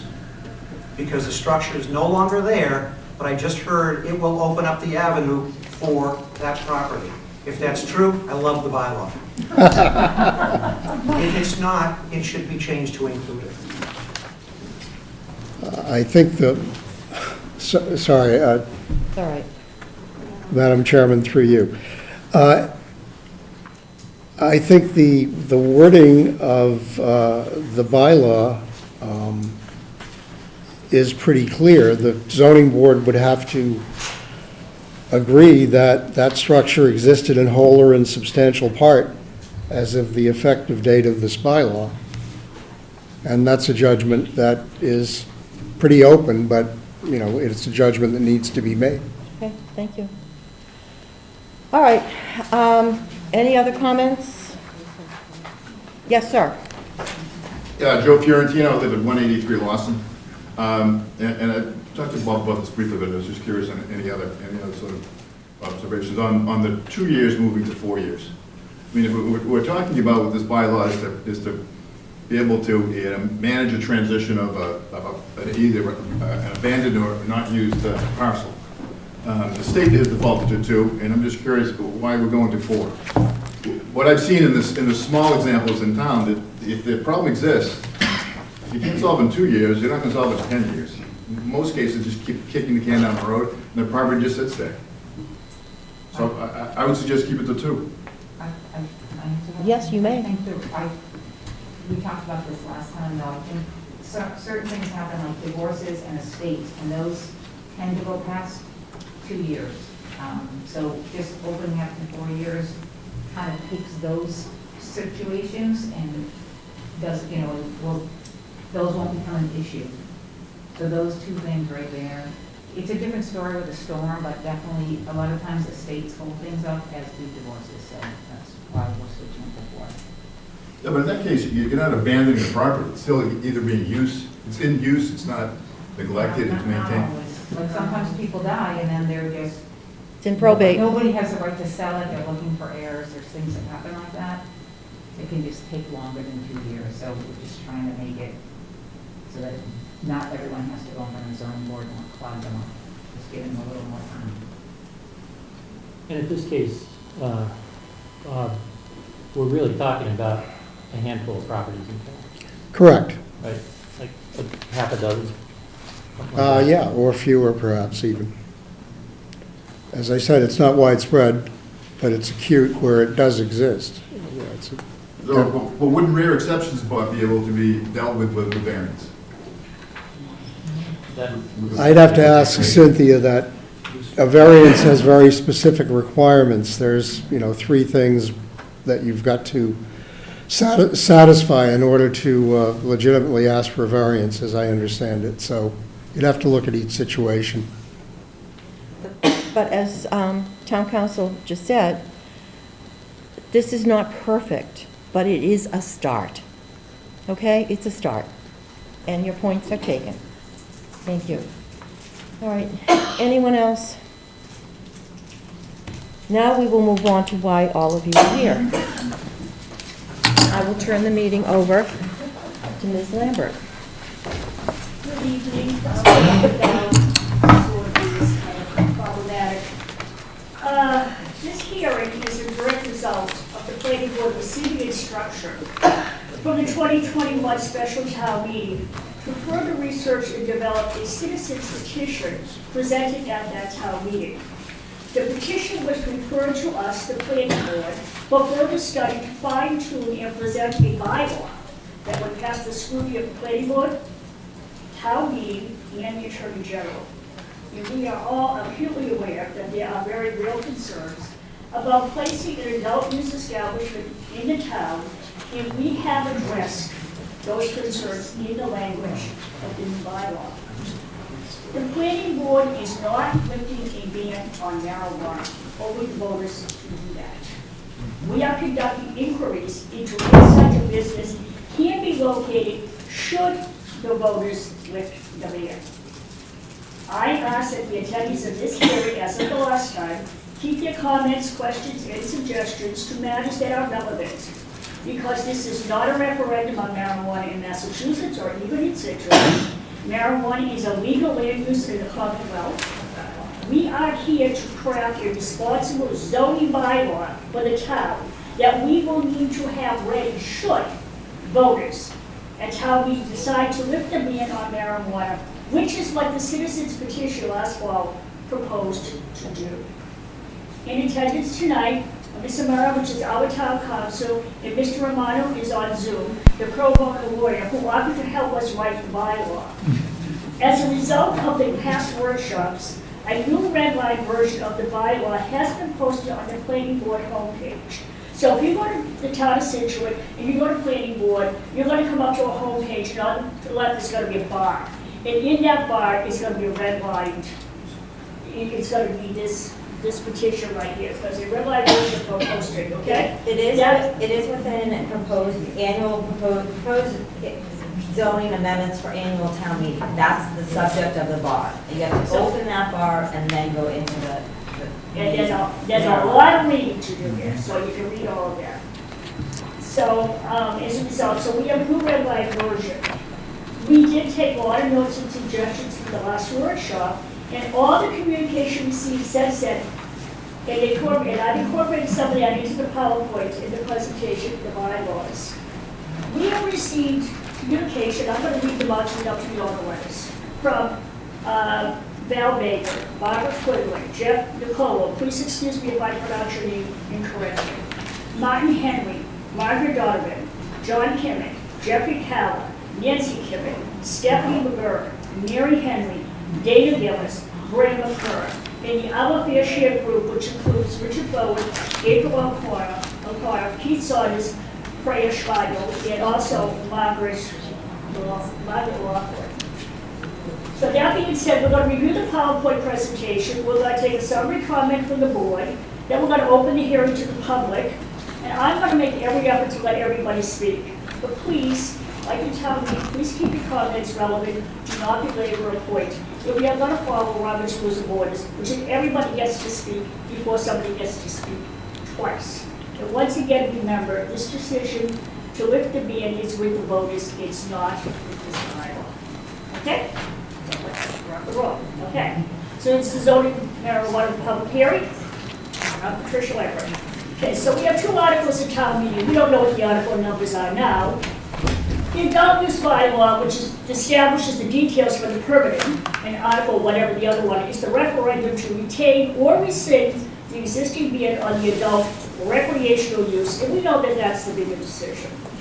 Article number, we don't know what, the adult use bylaw is intended to serve multiple purposes. And first, it provides the framework for the key discussion, the vote, to retain or rescind the ban.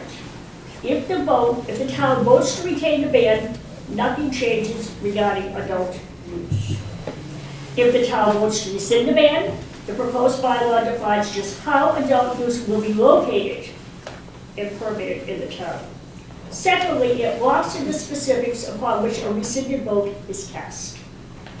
Third, if the decision is to rescind, It provides immediate controls on permitting, so there are no gaps, there's no like 2 week, permitting there.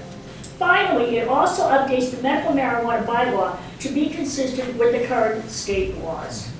Thank you. So the history, the background is the town approved the use, the production, and the sale of medical marijuana with the passage of the bylaw at the 2014 town meeting. And then we approved a ban on the use of adult or recreational marijuana with the passage at the 2018 town meeting. Then with the planning board's mandate is to regulate legal land uses. The regulation of legal land use is implemented via the zoning bylaws with specific detailed limitations and requirements.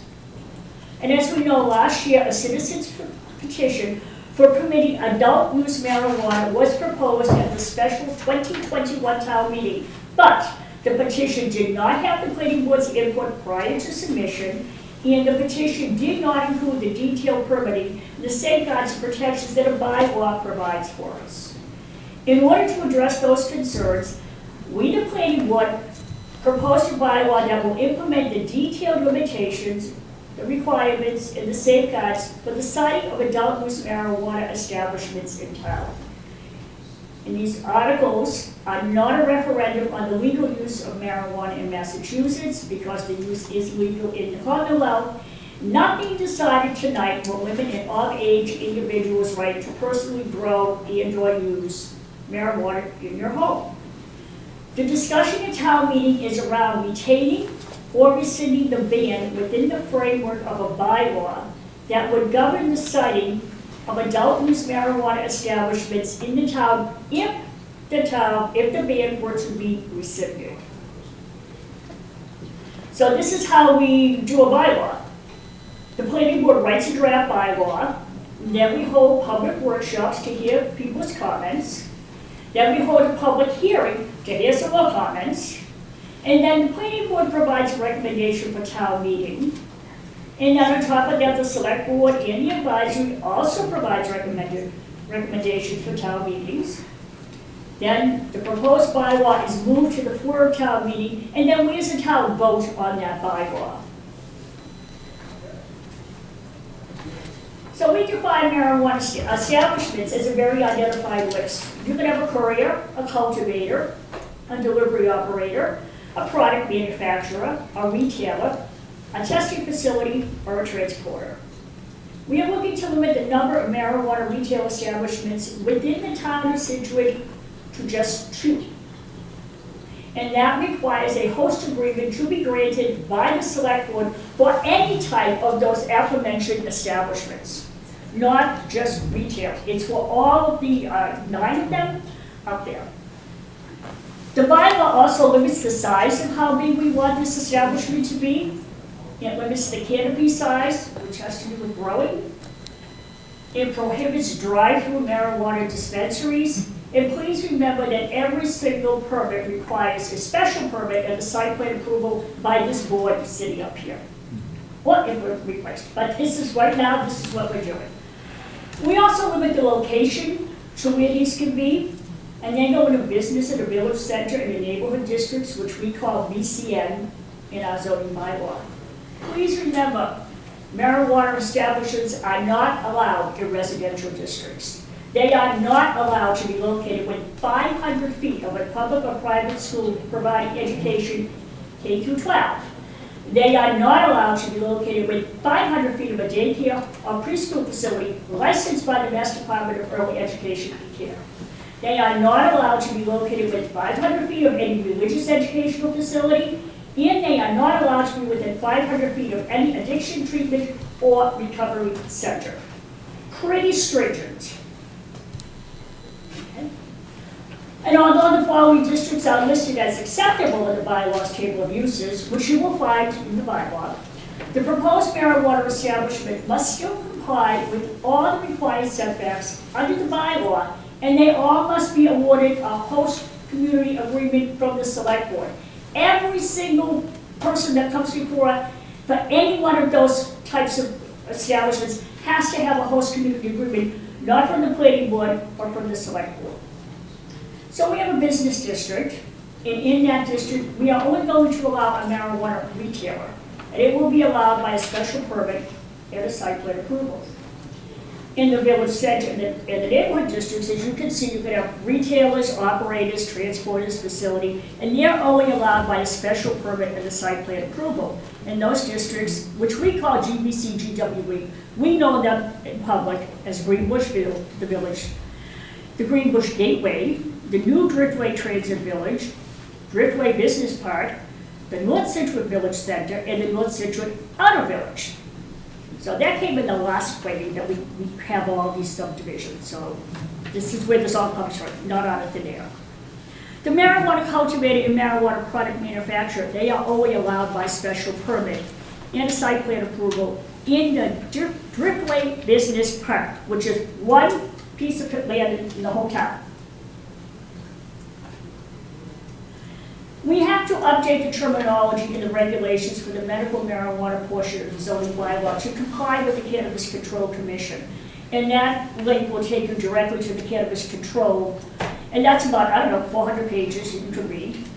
You change the registered marijuana dispensary to a medical marijuana treatment facility, and we have to have consistency in the buffer zones. It's the same with the adult use marijuana. Before there were differences, 200 feet, 500 feet.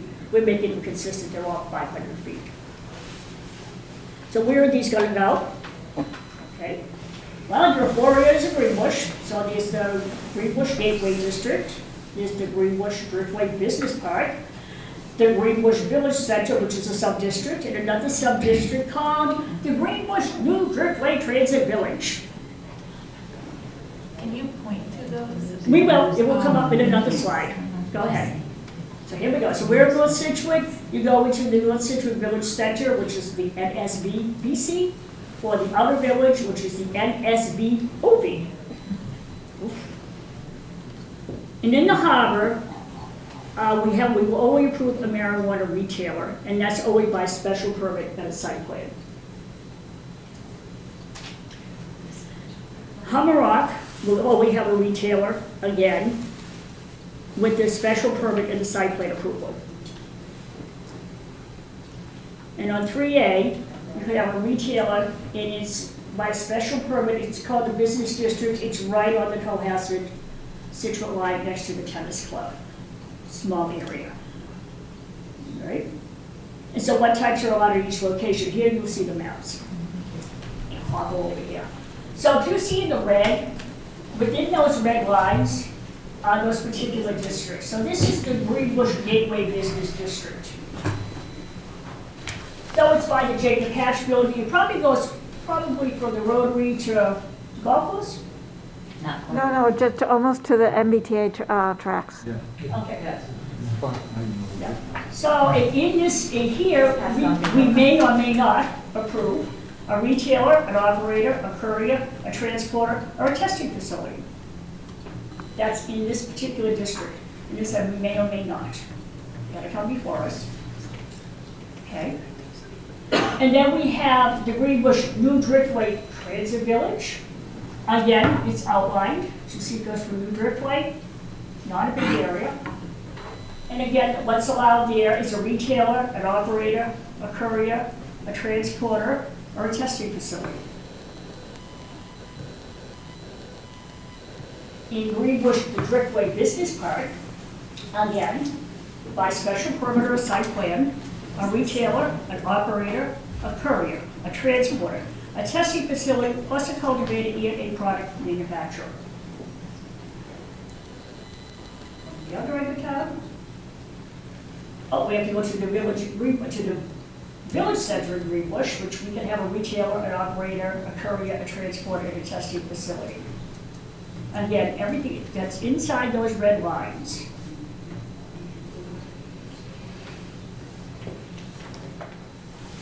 So then we come up to the other end of town, we go to North Scituate, to the village center.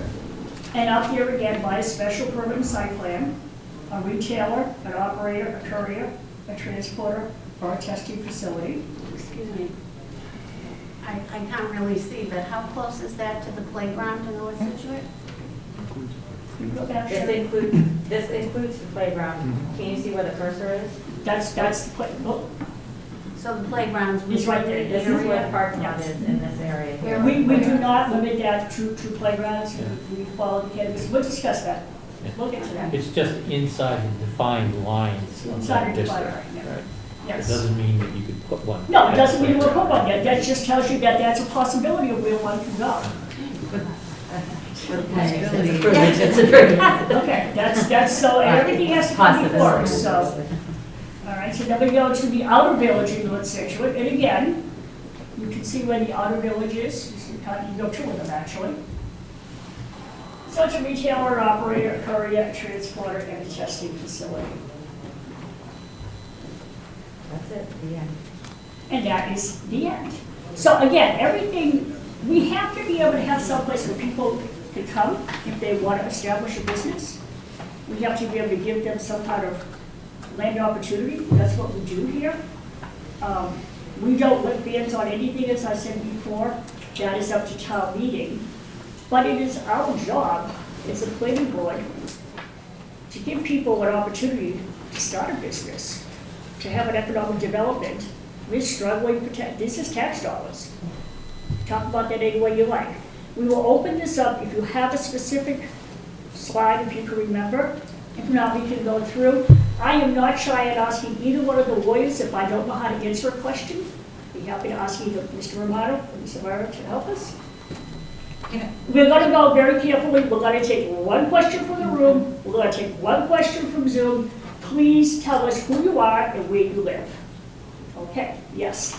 Hi, Margaret Donovan, 9 Tristing Place, and I do have a question about the process we'll have at the town meeting. I know in 2016, Scituate voted no on the recreational marijuana, 52.4%.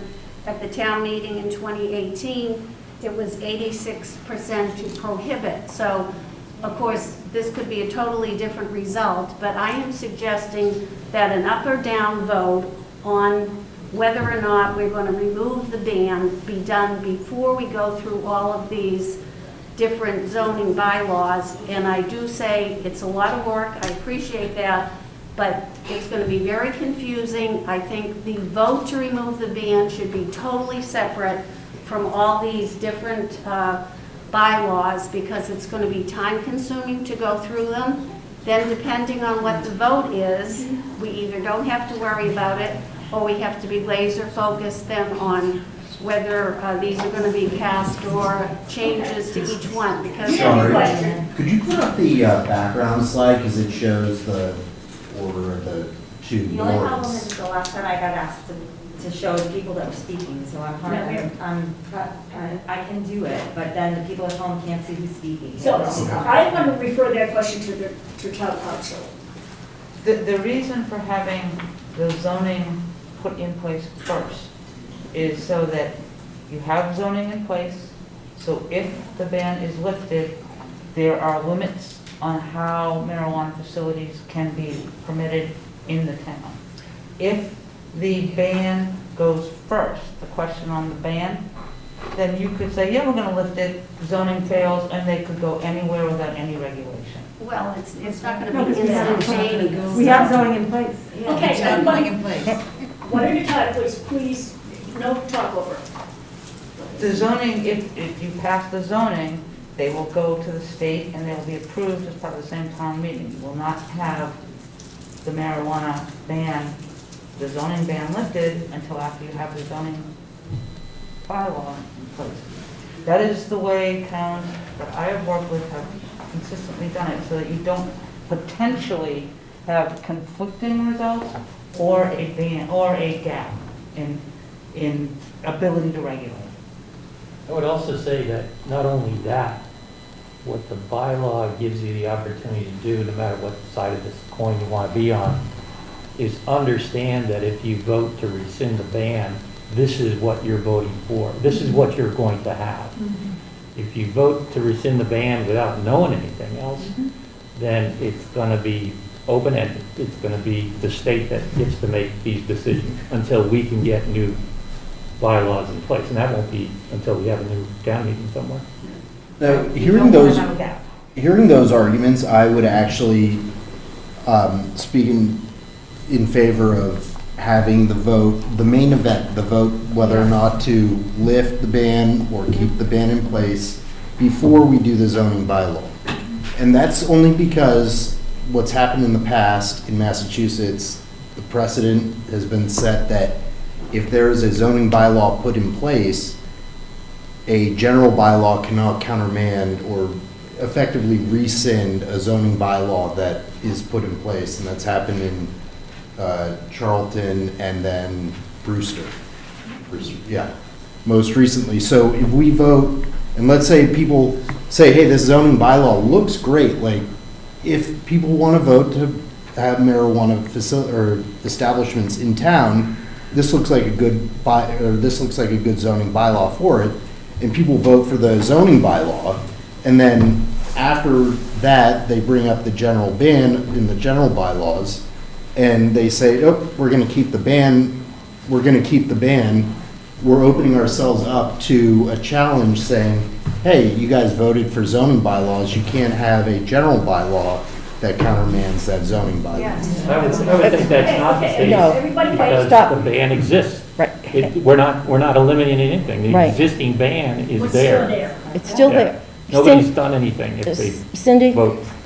Well, actually, Karen is telling me she wants them to say something. I'm Well, going to let her, and then I'll jump in. Okay, All right, Karen. so, All right. in the past couple of days, Cindy and I have been working closely because it's not just one article, it's a series of articles that have to go before the town meeting. And so we're still working on it, it's a draft, but the first article would be to delete the existing medical marijuana dispensary and replace it with the new medical marijuana treatment centers. Then there would be an article for add the zoning for the recreational marijuana. Then there would be an article to delete the temporary ban because it's no longer effective. Then there would be an article to delete the ban in the zoning bylaw because all zoning bylaws have to come before general bylaws. Then there would be an article to have the local option recreational marijuana excise tax at 3%. And the final bylaw would be to eliminate the general bylaw. So that if the general bylaw or the zoning bylaw, the town meeting did not overturn the ban, then it doesn't make any new zoning, even if it's approved, it doesn't make it usable because the ban would still be in effect in the bylaw. You have to eliminate both the zoning ban and the general bylaw ban. And most importantly, in the order of the zoning bylaw and the zoning ban, you will have the ban in place if everyone decides, before we know if we're going to do it, we all agree this is where we want to do it and how we want to do it. So we have our zoning protection in place. You will not have removed a zoning ban until the town votes to remove that ban. If the town says we are not allowing this, then it doesn't have any impact. The bylaw doesn't have any impact because you have a zoning prohibition that is going to overcome it. If you flip them, and there's nothing illegal about flipping them, but the town is at risk of inconsistent results or not getting a well thought out, well crafted, with input from absolutely everybody in the city, both residents and officials and emergency management people and safety officers. You run the risk of removing the ban and not having adequate protections in place. So while it may seem more cumbersome and more problematic, particularly I would think if your feeling is, we're going to shoot this down anyway, so why the heck bother with it? You don't know.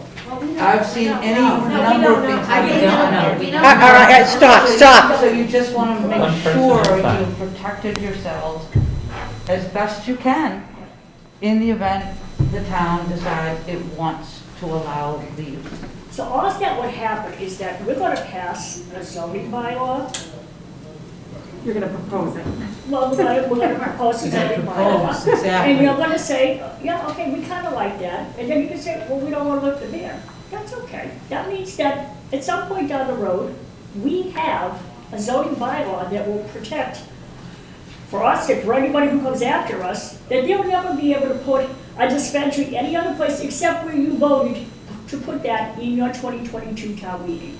That will hold your bylaw in place. They don't go away. One is not dependent on another. So let's take, for example, sewer. For some reason, we have lots of sewer bylaws. For some ungodly reason, the state says we can put in a sewer moratorium. We would not do away with the bylaws that's in the book for sewers. We would wait for that moratorium to be lifted, and then we would put those bylaws back into place. So all this does is protect us so that you can really have a dedicated space as to where you want these particular dispensaries, stores, establishments to go. I think there'll be confusion though, and for the people who want to get this passed, people are thinking, if I vote for these bylaws, I'm saying yes to marijuana. No, I know, I'm just saying, this could be confusing, it could be hours of going over this before we get to the vote. I just think it would be easier to have a vote and then go through all that. Well, that's why we depend on our town moderator to make sure that they stay under control, and he's the one that really runs town meeting. It's at our behest, but he's the one that pushes all the buttons and says who can say what, and he decides on what order it's gonna be. He's the one that decides on conversation. He's the one who will do all the clarification. Okay, do we have anybody on Zoom? You raise your hand, what is this? Yep, I'm trying to ask Linda to unmute. Hi, can you hear me? Yes. I actually have two questions, and we keep talking about, passing the zoning bylaw and then yay or nay on the general bylaw, but this was brought up at advisory the other night, and if they vote no on the zoning bylaws, and then they vote yes on the general bylaw, we had a guest on that meeting who said that's inconsistent results, proving that the town passed the general bylaws, they want marijuana establishments, and then I think it was the town of Kingston that he said kind of did the same thing, voted no on zoning bylaws and then yes on the general bylaw. And now the person who wants to build one is with the Attorney General of the state, and the town's having to deal with that now. So my concern is not so much the order. I'm sorry, my concern is not so much the order, but the fact that they're both on the same town meeting. Because if zoning bylaws don't pass, and it's confusing, I agree with that other person, because people might say, well, I don't want to use a playground in North Scituate, so I don't want to vote no on the zoning bylaw. And then they vote yes on the general bylaw, and now we're in the same situation we tried to avoid last year. So I still have that concern, and I know a lot of people do, that the general bylaw vote should not be at this town meeting. The zoning bylaw should be there first, and then one later, because we do run a huge risk of having no control if it goes to the state attorney general. Okay, so And my second thing, I'm sorry, can I just say my second thing? Yeah. I just wanted to find out, when you talk about the 500 feet, what made you decide, or what metrics or whatever, to not put it near kindergartens, not put it near preschools, not put it near religious education things? How did you decide those? Well, the 500 feet for the K through 12 comes from the Cannabis Commission regulations themselves. The daycare center comes from the chief of police. The religious education facilities comes from the Catholic Church in the Harbor. So we listen to all of that. Okay, but I would question then why aren't, because obviously those things came up because there's a high population of young children at those places. So I would question why playgrounds, athletic fields, art schools, dance schools, karate schools were not included in that, because all of those things are clearly geared towards young children. Yeah, I know that's. I'm not 21. Well, it's an onerous proposition for one thing, and we do not want to set ourselves up into a situation where we ban so much that we end up with a lawsuit. Is that not correct? I mean, you need to make it so that one of our default positions is that whether you want this here or not, we have to give somebody the opportunity. And if you put a negative on every single thing, we're setting ourselves up for a huge lawsuit. We are trying to protect it. We're putting it in commercial industrial areas where we think it would be best suited. We have kept it away from where most people live. And we take your comments and we'll listen to them and we will try to manufacture a better answer. And I totally get that, but you still, I mean, 500 feet away from the North Situate playground still leaves plenty of area in the North Situate Business District. And 500 feet away from Dance Carousel or whatever it's called now or whatever, still leaves plenty of places. So, you know, I'm just, you know, a little like, you know, in the athletic fields, I mean, there's plenty of space in the business districts if you keep it away from 500 feet from those places. So I just would respectfully ask, you know. And don't forget, Linda, that everything comes before the board for a special permit, so all of that stuff is taken into consideration at the time. Maybe we just ask them. Right, but you know what, you know. Hold on, excuse me, We what's just your? ask her to identify herself when she's done. Name and address. Linda, you need to identify yourself, I'm sorry. Oh, sorry, Linda Ferguson, 57 Kingsway. Thank you. Okay, so we will take that into consideration, like I said, if it comes before the special permit, all that stuff is always included in that. But thank you for your thoughts. Right, but it's argued then that it's gonna come down to 5 people's opinions, and those 5 people change all the time, so it would be better if that were in the bylaw. Okay. And that's it, Residential thank you. districts. Okay, thank you. Patty, residential districts. Love you. But, and so we will actually recant that you cannot have this, not recant. This cannot be in a residential district. So, you know, we do have business areas that are adjacent to residential areas all over town. Majority of the town is in a residential area. So is there a question for the room? I have a question. The Village District? Your name, please? Margaret Laughlin, Front Street. The village itself, the harbor, that is a mixed-use property. There are both residential and businesses there, and you've included that as fully business district? There's a 500-foot buffer there from Cole Parkway in the South Shore Pier Recovery. It's a 500-foot buffer. So if you go to the other end, thinking by the Lucky TK's. Fish, that's still a residential area. It's a mixed-use property area. People live in that village as well as businesses are there. So I'm confused as to how you are putting a recreational facility in the harbor. It's zone business. It's zoned as, yeah. But you have residential there. But it's zoned as a business. It's zoned as a So you're business. telling me that I should be paying business taxes? No. Versus residential? It's zoned as a business, it's zoned as a business district, and you can have residential properties in a business district. That helps you get your vibrancy so that you have people who live there, who hopefully shop there and work there. I know, but they're considered by the state a mixed-use property. I mean, mixed-use environment. So you run the risk of both residential and businesses there. I'm a little confused as to. Not a risk. Go ahead, Cindy.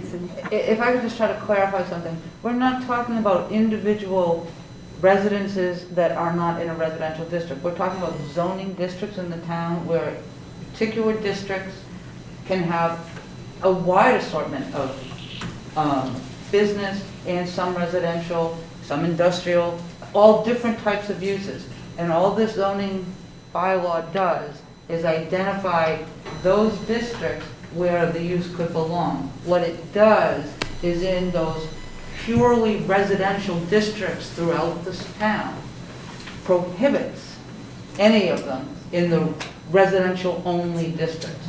But if it's a district that otherwise allows commercial or industrial, however the districts are defined that they've chosen, they are allowing potentially, subject to special permit, these activities to go in those districts. So when we talk about it not being allowed in residential areas, we're talking about residential districts. It cannot be permitted in a residential district. But a mixed-use district, if it meets the zoning requirements of the ones they've chosen, that's one of the allowed districts. But If you that have, clarifies. you have residential, you have condos in that environment, and you have an area which is already, there is already a hazard with parking and traffic in that area. And those elements aren't considered, if you're in a residential, you're in a straight residential, you're in a mixed-use property area.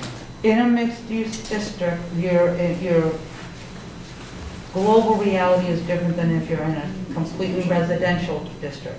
That's why a lot of these will be subject, or this particular use will only be allowed subject to a special permit, which if a particular project comes before the board that impacts those issues in a particular area, those are all legitimate things to present before the planning board and can be the basis for either serious conditions or denial of a project. Traffic has been known to kill many a project, marijuana or otherwise, and there's no reason to assume that if there is a serious traffic concern about a particular project in a particular location, that it would not receive the same scrutiny as any other business with the same types of traffic concerns, and that your planning board would take it very seriously about whether or not the traffic impacts, your police, your fire, everyone weighs in on traffic concerns no matter what the proposal is. It can be a big mall, it can be, any number of things, so those get addressed. That's why it's special permit not as of right. Well, I've lived in the village now for almost 12 years, and I'm telling you, I debate that. I respectfully debate that. Okay, so take it, thank you. Somebody on Zoom? Yes? Yes. Please identify yourself with your name and address. Yep, hold on, it's something up that Greg Davey, 51st Parish Road, Scituate, Mass. Obviously. I'm just wondering, and I don't know if it's legal or not, but is it legal to add a clause that any owners of these establishments be a resident of the town and someone who's not disinterested? I can see, and I don't know if it's happened with the industry as yet, but I can see down the road that you'll have large commercial interests start to buy these things up and own them, and then they'll get very sophisticated with their advertising.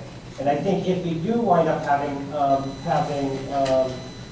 very sophisticated and very targeted, and I think if we do wind up having a facility in town, and it does become part of a larger organization down the road, you're definitely going to see marketing come in for the product. But if there was some kind of restriction where it had to be locally owned, locally operated, and not part of a franchise, you might be able to avoid some of those more direct advertisements in the future. Well, thank you for your concern. We don't require that for any other business in town, do we? Nope. But thank you, we'll take that under advisement and consideration. Thank you. Somebody in the room? Yes. Stephen Conway, 12 Wade. Can you define what geometric center means? The center of this door, of the doorway. Of the doorway? Yes. So not from the inside? So, okay, No, it's okay, from the thank you. doorway, it's the middle of that door. Okay, thank you. Zoom? I don't know if we have anyone right now, so if you want to do another question. Oh, anybody else in the room? Yes? Tracy Cutting from 389 Country Way. I'm just trying to see if I understand this right. There's proposed that there's 7 types of businesses that could come in around this, but that we would only allow 2 of the 7. No.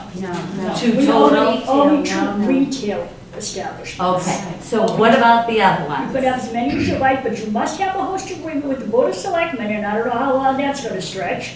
And you have to be able to fit with the parameters of our zoning bylaws, which are pretty stringent. They're not a lot of open space. So. But you could still, one person could argue if they were allowed to open it, then why can't another person if they can find the space that cooperates with the bylaws? Well, so you could have, And that's open to interpretation. So when we say we're limiting it to 2 spaces, for your average citizen, that's a little confusing. That's Because okay. we're really not limiting it to 2 spaces. we're limiting it to 2 retail spaces. But in all reality, we could be looking at 12 places. I don't even know what the number is, but if we look at your maps, you know, we really should be telling, you know, the citizens that there is a maximum, you're telling us only 2 retailers, so you're trying to pitch that as part of the process, that wow, it's only 2 retailers, we're really limiting this. But that's a little deceiving to the average citizen, especially in a town where 86% of the people voted a ban in place. Many years ago. Could it be 15? Can you tell me how many it could be? Well, I don't know that, but what I want to advise you to do is please go back and read the bylaw, which has very specific I'm asking you definitions. though, I'm asking the planning board for that definition on how many places, how many cultivating places would you allow? If you're limiting the retail space, what's the number why aren't we limiting the other ones at the very least? The law allows you to limit the retail space, and that's what is of most concern in most communities, because that's where you have the most impact on the community in terms of traffic, usage, interaction with the public. What many communities have done, and more importantly, what many people wanting to put a business in that's not retail, you take a look at what the zoning that allows those uses is.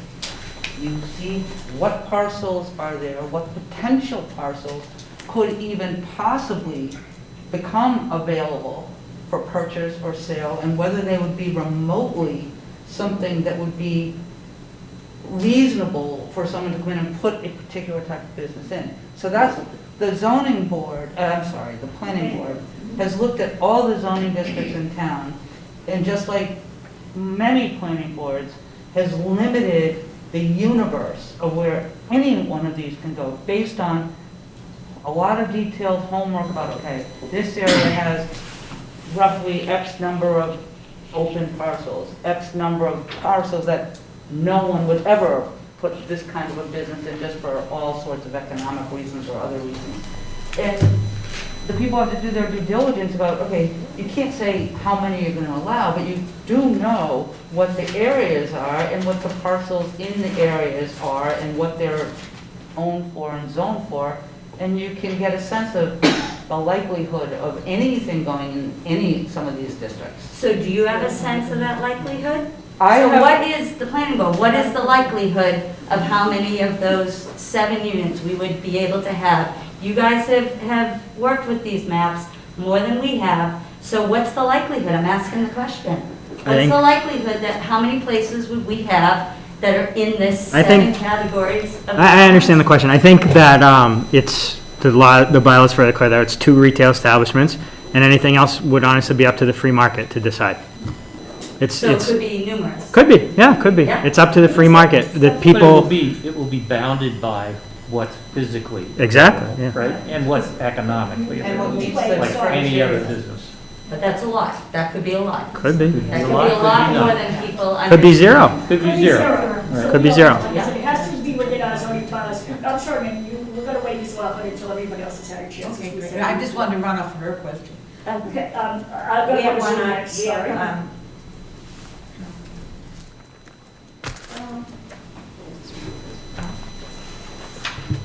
Hi. Hey guys, Valerio Romano. Hi. I'm the lawyer who's been helping the Scituate Planning Department, Planning Board get together. I know there's been some sort of consternation with my application with the fact that I'm just sort of part of the, getting cannabis through at the state level. There's a couple things I want to say. Is like, first of all, I'm really sort of embarrassed for the folks in town that are blaming the planning board for doing this for any other reason other than doing responsible planning. You have folks in Scituate who are going to bring this forth without the planning board, and they wouldn't be looking for your input. They wouldn't be looking for 500 feet. They wouldn't be thinking about it. They would be just do it at town meeting without any other input, period. And so the planning board stepped up and took that off. They talked to them and they said, hey, stop, guys. Let's do this together. And let's figure out a way where we can do this to protect Scituate.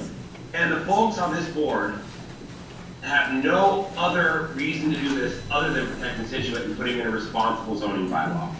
So that's why they were doing it in order. Let's get the bylaw first before getting rid of the ban. That's the reason why. Let's put the bylaw in. The ban doesn't go through, fine, we have a bylaw. This is only to protect Scituate. I do not have any client.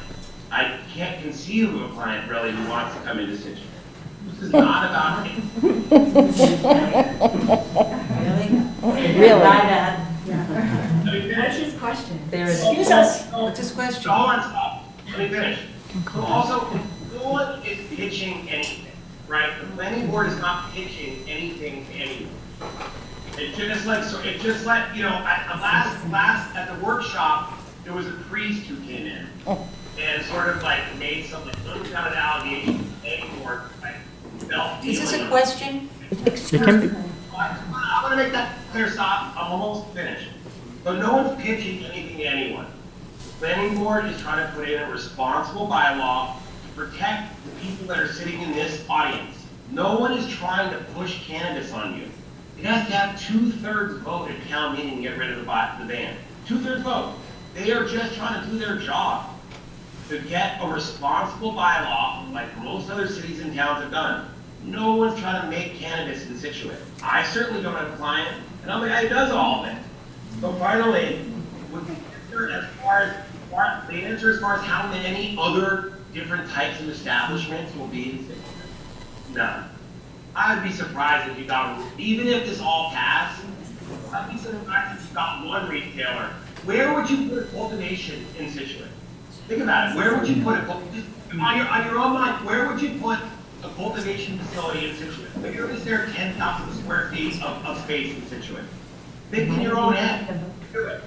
So it doesn't make any sense. There's no, like, this is actually just to do a responsible job for the citizens and voters of Scituate. This is not this is not anything else. The planning board is not doing anything nefarious. You guys can get, like, just don't freak out. Just listen to them and, like, just make it through this process. And then when 2/3 people show up, Just tell us to shut up. Yeah. Thank you, Val. Thank Sorry, you. Patty. Thank you for all your help. Yes, you are, thank you. Patty, point of order. Yes. When soliciting public input, people are allowed to make comments. They do not have to be questions. Just want to make that clear. Thank you. Thank you. That would have been nice right from the very beginning.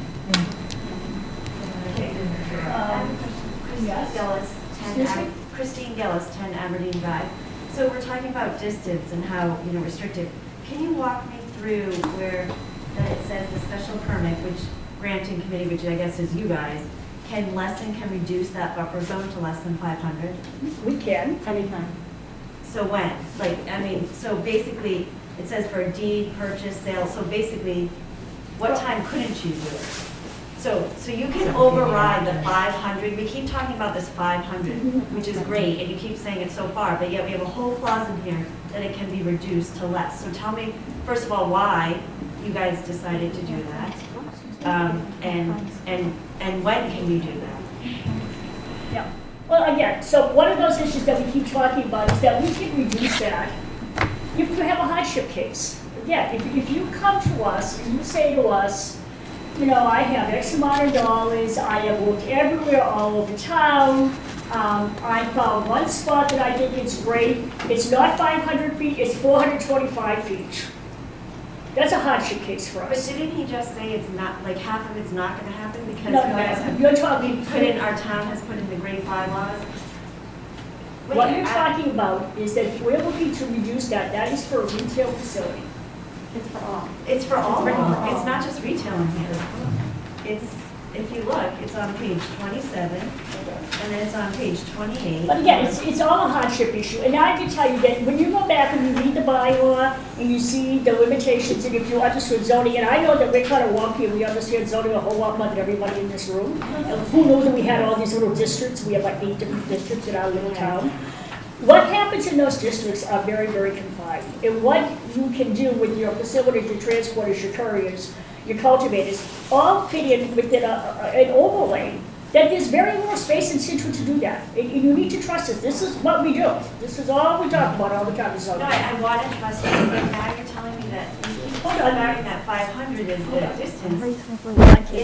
In this, there's areas where it can be less than 500. So I guess I, as a resident, just want to understand. I mean, Okay, so what it tells us here, and what this is what we are proposing. Okay.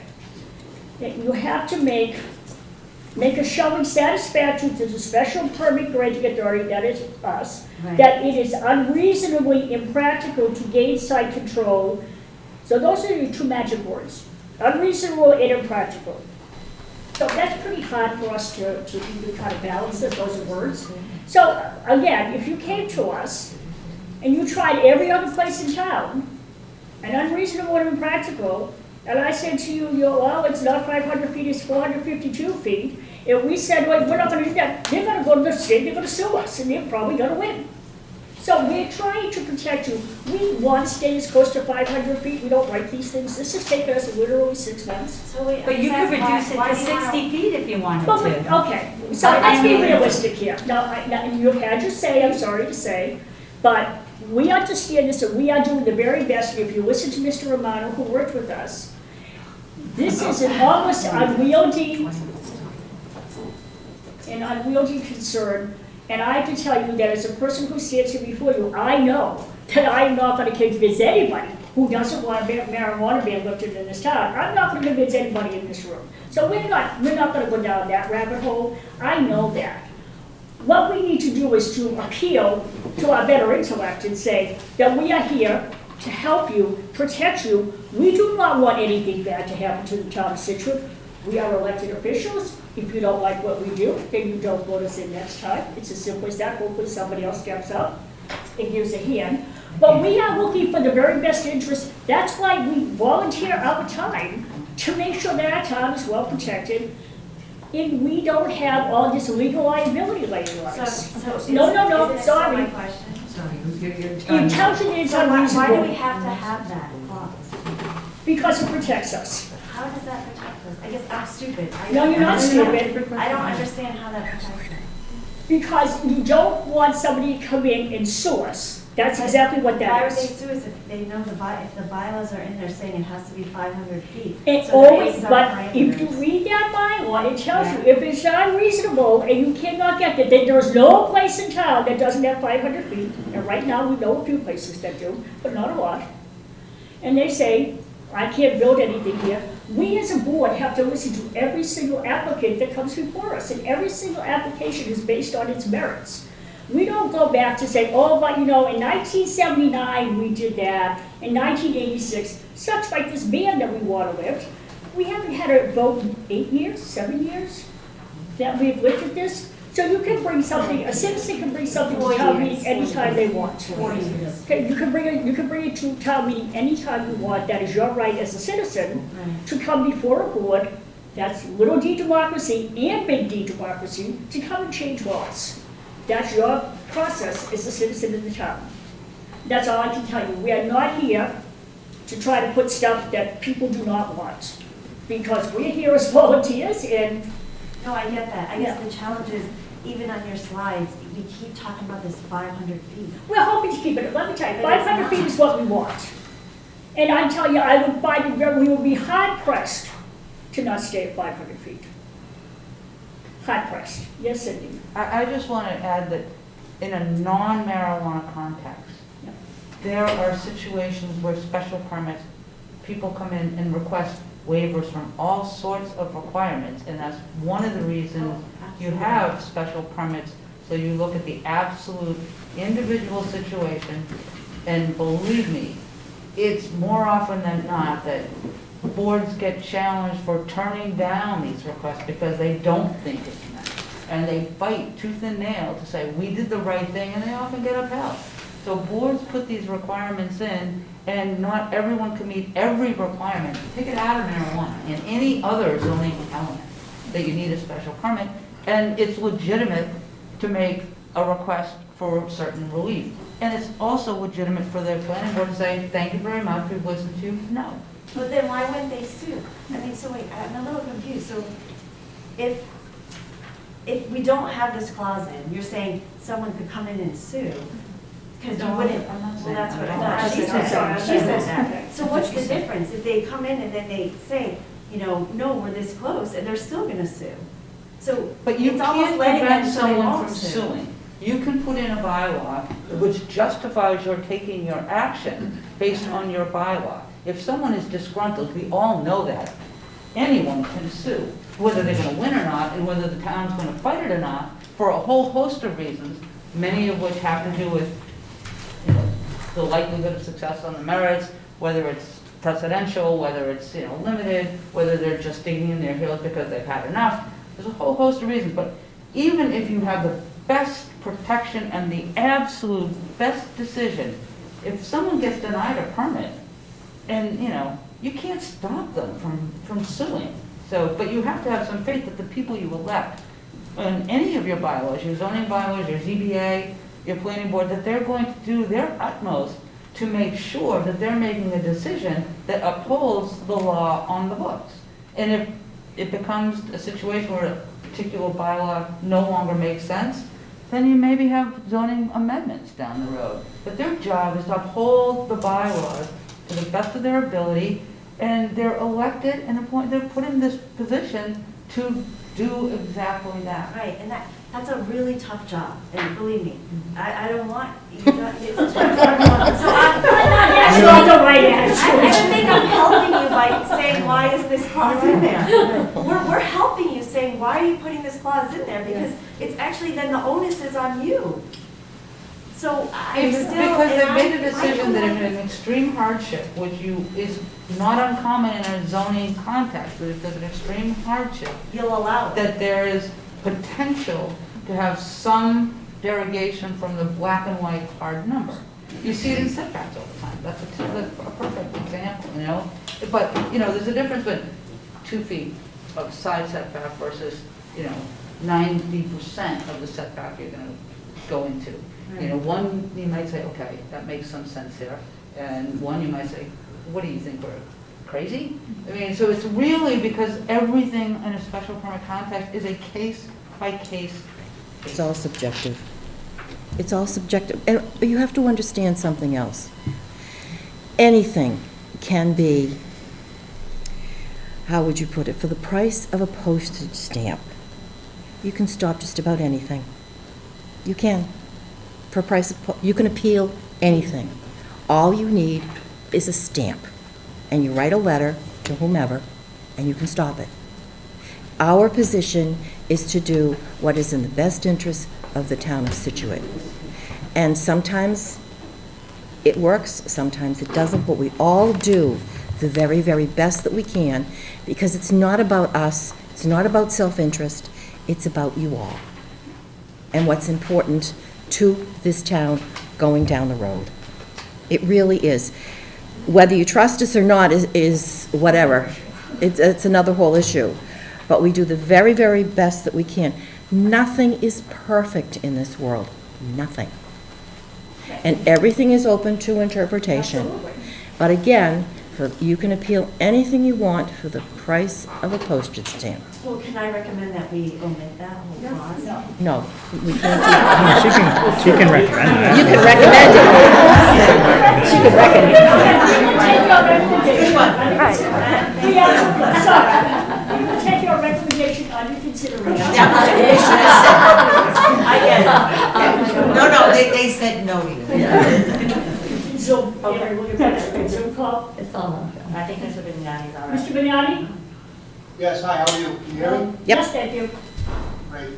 So, I'll try not to repeat myself from the last meeting, but I do want to say, I do want to thank the planning board for doing this. It's really important that we do get zoning bylaws in place in case one of these establishments happens to come to our town in the future. And this could have happened last town meeting, and the select board as well as the planning, decided this was the right steps to take.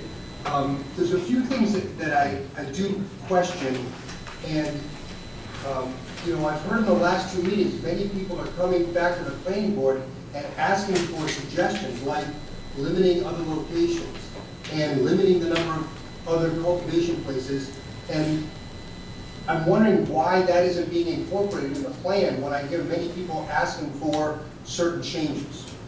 The other thing that I bring up is, we talk about what's going on now, but we don't know what's going to happen in the future. There's places in the business place that could close their establishment and put a cultivation place in. We just don't know what could come around, and that's why we're trying to get very strong bylaws in place so that it can look for those things that could happen in the future. I think Linda had a very good point earlier. I think that both things don't have to be in the same meeting. They are, but it raises a question as to why the planning board is asking for the moratorium to be lifted instead of just doing the bylaws. We're not asking for the moratorium to be listed. No, we're not. We're not addressing that one at all. No. We're We're just putting the bylaw in place. No, Wait a minute. We're putting in a complete thought, as the citizen petition did, to remove the ban, the zoning bylaw ban, and the general bylaw ban. We're putting in a complete thought, as the citizen petition did. For the voters. But all we're proposing here is the bylaw. That's right. No, we're proposing, I said we have multiple warrant articles. Just part of the warrant, Steve. I get it's part of the warrant, but the only thing we're focused on here today is the bylaw. Right. Yeah. No, but they're all going to be sponsored by the planning board. You're going to sponsor the medical marijuana treatment facility. You're going to sponsor the registered marijuana dispensary. You're going to sponsor the temporary ban, deletion. You're going to sponsor the zoning ban removal. The planning board is going to be the sponsor of them because it's a complete thought. Part of our vote, as Ian was talking about, is we go to the town meeting. Right. When we take our vote. So that, again, if I could just finish, that's the question to me. And Steve, I agree with you, I didn't even completely understand that until very recently also. The request was to put zoning in place. The request was not to come in and ask to lift a moratorium. Now, I know the response to that could be the citizen could have done it on his own, but he didn't. He didn't this time. But no, Mr. Vignani. No. No, Mr. Vignani, the citizens petition asked to lift the ban. It did. That It did. And the petitioner is right here. Mr. Saunders, did you ask to lift the petition? Yes, To lift the ban? yes. And did you have anything to do with zoning? And we also asked that we zone in particular ways. It was put together by an attorney other than Mr. Romano. I asked to defer the vote from October until April, and it was approved. So I still think my petition might still be in effect if I wish to reinvigorate it. So I think just letting the zoning board do it just makes much more sense. Planning board, yes. So just to finish my thought, as Karen just said, the planning board is supporting the lifting of the ban. No, we're not. No. Well, you may not be supporting it, but you're putting the article. You're using the word support. Yes, The commissioner is not. Yes, that's correct. Right. Yes. So that is perceived as what it says. That is. But Mr. Vignani, the planning board, this is the public hearing for it to be done. The planning board then has to vote just to make a recommendation to the town meeting, just like the selectmen make a recommendation to town meeting, just like the advisory committee makes a recommendation to town meeting on the articles. And we're not there yet tonight. No. This is just a meeting, a public meeting, so that we can have we know what the public wants us to do. What? He's aware of the process. So the last point that I want to make is, and it's going to come across the wrong way, but I'll try not to. But it's very questioning that a pro-cannabis, pro bono attorney is helping craft our zoning bylaws. Yes. So that's many people have come up to me and asked why that occurred. I don't have a good answer, but that's just the whole thought here was in town just to come up with zoning bylaws if this happened to come down the pipe again. And what we're actually doing is we're bringing it down the pipe again. So that's my 2 cents. I do think the zoning part of it is excellent, and I just hope we listen to some of the things, the feedback that people are giving you right now, that they don't want it in their park, and that they want to look at other restrictions to put on this. So, thank you. Thank you.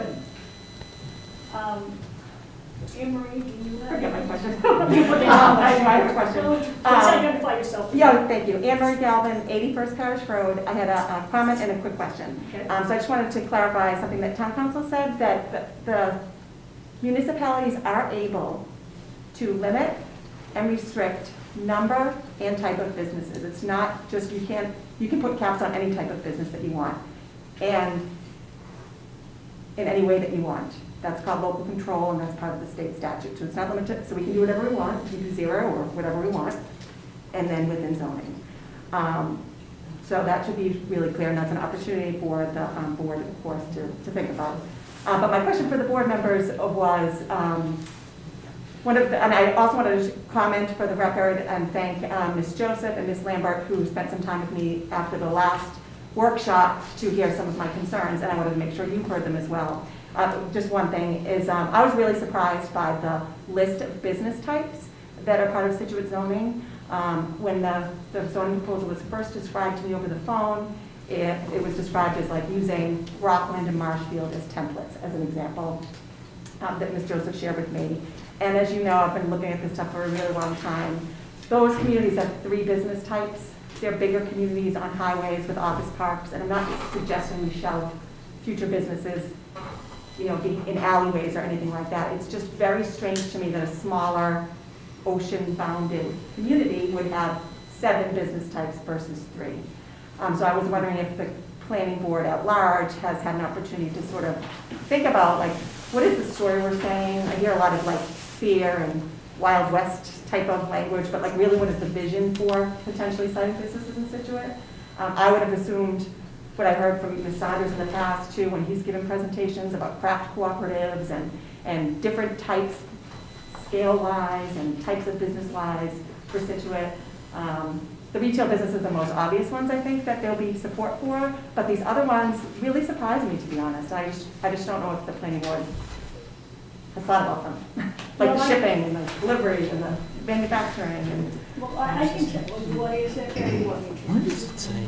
So what happened was we went to the building department to speak to building inspector, and it was his recommendation that we include every type. But we didn't include every type. There's like 3 that are. If you look at our use of tables, they're all in there. So the use of tables, yes, they are in there. Well, yeah. Pardon?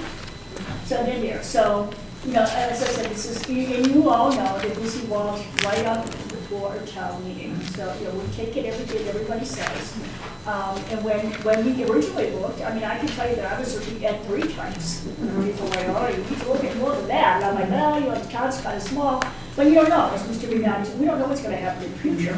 So we decided to include all of them in our table of uses when we go back and look. And it tells you where they are located. I get it. And what type we're going to have. So we're we're including the potential of 7 different business types. There are 10 available through the Cannabis Control Commission. Scituate Planning Board is proposing 7 out of 10 possibilities and creating zoning for 7. So my question is, where'd those 7 come from? Because they don't, to me, really fit Scituate, most of them. Well, because what that goes into is what Mr. Bridger was referring to before, is that we have to look at our bylaws and see what would work here or what would not work here. I don't think they work here, that's my question. Like, why cultivation in Scituate, on, Scituate concrete pipe location? Why delivery in North Scituate where it's already congested? Like, why? Well, because we think that will work there. We will have our open discussion with the board and we will decide that. But we do believe that will work, and it's, why not a concrete pipe? That's the only place where cultivation would be allowed. Yeah, but Patty, what I'm hearing is that a lot of people are, saying that just saying that, okay, there are going to be 2 establishments in town and not explicitly saying retailers. Like, you could dig in, look at it in the bylaw, but in your presentation, I think we should explicitly say retailers. And then leaving the other types of businesses open-ended and not governed by the zoning bylaw that we're trying to pass is they want some kind of either limitations or guidelines on it, not just to the whims of the planning board, which I think in a town meeting system, that's what we need to do. It shouldn't be up to 5 people's discretion. It should be up to the town, and they want to set the limits for it. That's what I'm hearing from, if I can. But again, it's not just the planning board.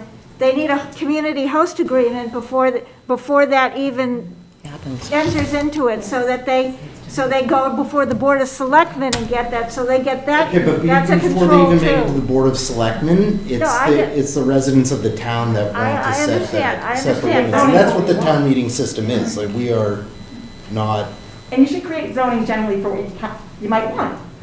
So I just, my question is, why might we want manufacturing in Greenbush and Scituate, or shipping and receiving in North Scituate Village, like unlimited? Like, I don't understand. It's an honest question. Retail stores, I can understand. If we were putting something on, creating a zoning overlay on 3A, I would understand it. I don't understand the story that we're saying. Can't be, we're protecting ourselves, because we already have the most protection. So now if we want to create zoning, and I think a lot of people here want to help with it, make it good and make it passable at town meeting, I think it could be better, so. Okay. Or better explained, maybe, I just don't know the background. Thank you. Thank you. Anybody on Zoom? These are repetitive comments, so who would you like to go to first? Excuse me. They're repetitive, who do you want to? Well, we've got people that haven't had. Well, we still have people here who have not Okay, spoken, so so we're gonna hold off on Zoom, yes? I'm sorry, I didn't catch this board member's name, Mr. Bob McLean. Yeah, Bob, yes. I just wanted to... Excuse me, we need your name. Oh, and excuse me, address, my name sorry. is Barbara Quinlan, I'm 78 Brook Street. Mr. McLean made a comment earlier on, I really feel we do need clarification on this. The order of the questions, the order of the zoning bylaw, and the order of the general bylaw. Because I think he is right in saying that in Charlton and Brewster, that they went in this order, and then there have been lawsuits against the town looking for zoning to be put in place. So I think it's very important for the voters to know, do we need to, people don't want it, they have to say no to both things. Okay. Or if they say yes to one and no to the other, they still open it all up anyway. So once we have one yes, that's yes for everything. No, so the iteration is there are 7 There'll be multiple articles, on the and warrant. they'll be in the warrant that's posted publicly for town meeting. We don't have that yet. We don't have that yet. We're just writing portions of what we think. We've reserved warrant articles. We're trying to write that, but the advisory committee, they put out their booklet, and the town puts out the warrant for the town meeting, and that's when you'll see the order of all the articles for town meeting. We don't make that order up. But when you present them at town meeting then, because you'll be presenting them obviously, so will you explain to the town voters what the implications of Yes, the vote will be? absolutely. And what the order will mean? Yes, yes. The Okay. town moderator, yes, that is taken down at the town. Right now, we don't know how they're gonna represent, that's not up to us to. I think there's different things happening all the time at the moment with this, because it's changing all the time in the state. That doesn't, we don't set that warrant, we don't decide which way they're gonna go, and the town moderator takes care of all of that conversation. And when are the articles published? When will the warrant be published? When is the warrant published? 3 weeks before. 3 weeks. 3 weeks before. It will be on the website, usually it lets you know right away. They don't mail them to your house anymore, they used to in the old days. Do we have another question in the audience? Yes? Freya Schlegel, 9 Westgate Lane. My question is about the questions being on the same meeting. I was part of the group who got the petition on the meeting last time, and we were told, no, we can't lift the ban without zoning. We want more time for zoning, which is why this has all been pushed to this meeting. I'm confused why people are now saying, oh, well, we should push it even further.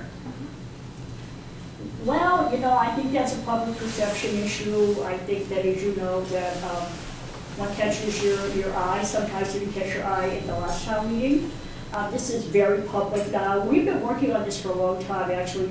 2018, 2018, it was referred to the planning board to start working on it. We thought about it, and then the citizens petition came before us, and we were remanded by town meeting to do this. So while for you, it's not strange, for a lot of other people who maybe are not as involved in investing in this particular project, it might be a little categorical. That's why. You want to take Linda? So, sometimes when we started this PowerPoint presentation, you said there were 2 articles. The first one was the zoning, and the second one was the bylaw. Now you're saying there's going to be like 8 articles? Well, yeah, articles within articles.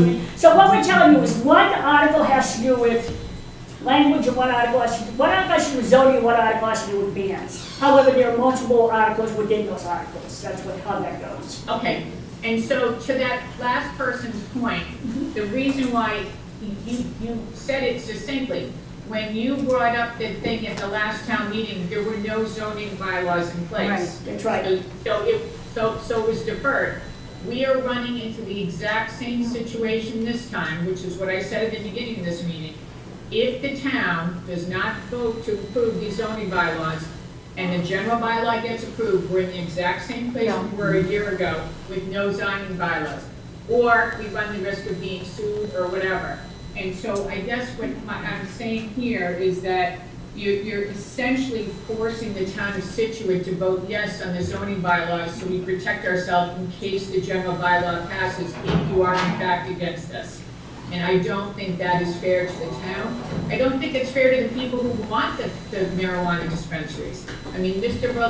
Romano said himself that, the planning board has worked hard, and I totally agree with that, and I know almost all of you on that board, how hard you worked. But if it's all gonna be for naught, if it doesn't get voted in, and the general bylaw does. So, and he's saying that that's exactly what could happen. That's why you guys put these zoning bylaws together. So we're back to, what I would say, you are trying to protect us. Having that general bylaw on the same town meeting where there's a huge risk that the zoning bylaws will not pass because there's people out there that think if they don't pass the bylaws, we won't get marijuana dispensaries. Or there's people out there who think, I want more than 2 retail establishments, so I'm gonna vote against it. And next thing you know, that gets voted down, the general bylaw gets voted in, and you can, we'll land up in this situation where Kingston is, or anybody else who comes in and says, hey, the town voted to approve marijuana dispensaries, and you won't let me have one. I'm gonna let the lawyer respond to Cindy. What did you say? There you go. I don't really think this is necessarily a legal issue. My recollection were there were citizen petitions that the town could not touch, that were to lift the ban and had some minimalist kind of zoning attached to it at all. It was agreed to have the best zoning bylaw crafted by having the planning board work with the citizen group, and they took it off last article. And it was coming back with a zoning article and a petition to lift the ban. Now, if people do read what is given to them, and if people are told you have zoning that will be in place should the ban get lifted, and that goes first, it's not very likely that you're going to get zoning passed and or zoning not passed and the ban lifted. You want the ban to come after the question on whether to lift the ban to come after. Okay. She's on mute. You're on mute. I have clarification for that, that's very simple, but it doesn't tell us anything. Linda, Anne-Marie Galvin, yes. Patty, the thing she's describing. Hold on, wait a second. Linda's speaking. Linda, you're muted right now, so. Hold on, we're trying to unmute you, hold on. So. Thank you. Oh, there you are. My point is that you're essentially saying the town has to vote yes on these zoning bylaws, because right after this vote, it's gonna be a vote on the general bylaws. And we can't run the risk of having a general bylaw passed without zoning bylaws in place. So you put, the planning board, by presenting both of these at the same meeting, has put the town in the position of having to approve zoning bylaws to cover our asses, essentially, so that in case the general bylaw passes, we have something in place. I don't think that's fair, and I do think that if you are gonna put us in that position, that the zoning bylaws should be as strict as possible at this point, because we shouldn't be leaving up to the decision of the whim of 5 people, elected or not, that will change every single year. So one year somebody says no against, next to a playground, and the next person gets in and says yes next to a playground. So I'm just back to the beginning of, they shouldn't be at the same meeting, because you're forcing a yes vote, which is not in the interest of, quite frankly, voting in general. We should have our own personal choice in the matter. We've taken that away. And if you're gonna leave it out to people's opinions, I would vote to have the strictest bylaws in place. Thank you very much. We'll make all kinds of notes. Thank you. Anybody else in the room? Yes? Mr. Romano? Oh, sorry. She hasn't Yes, spoken. Mr. Romano. Sorry. Hi, Gal. Thank you. I'm, a couple things. I'm not sure how separating the outside here changes the proposition that one follows the other. Just because you separate it by 12 months doesn't change that logic. It just delays it. But, that being said, I think that there's this fundamental misconception here. We're calling one a general bylaw and one a zoning bylaw. There's actually a ban, both in place in the zoning bylaw and the general bylaw. There's a 2/3 vote required to lift the ban on the zoning bylaw, and a 50% vote required to lift the ban under the general bylaw. So, let's not just call it like we're gonna do zoning, and then we just need a general bylaw to pass.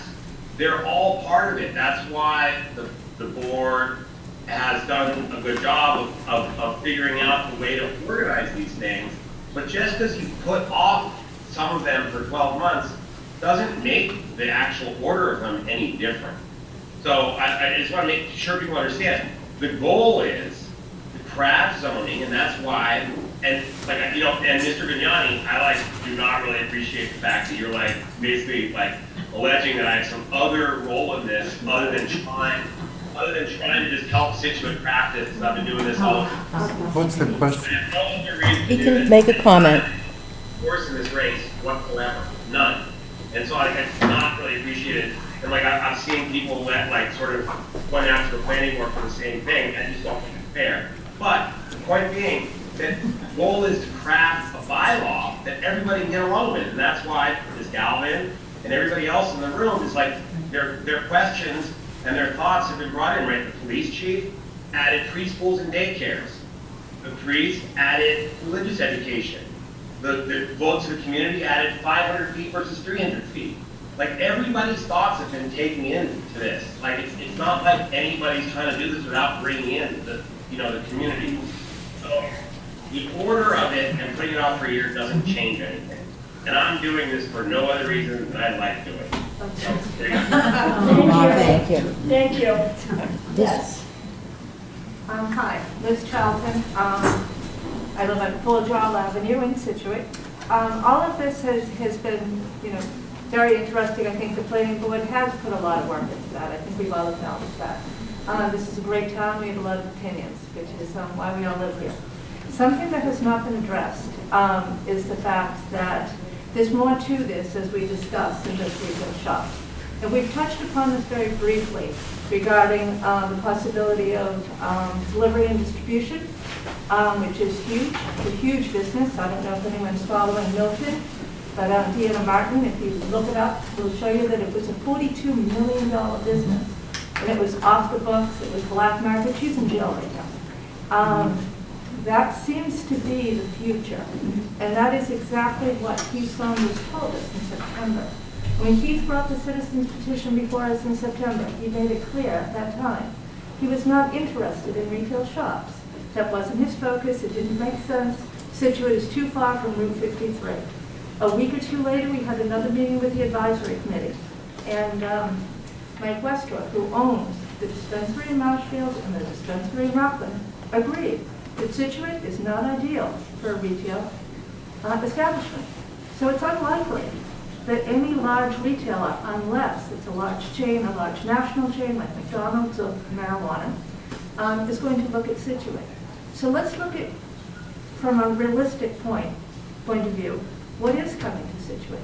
If it is delivery and distribution, I mean, pot is legal. We're not here to do, this is not a survey on what do we think about pot. Pot is legal.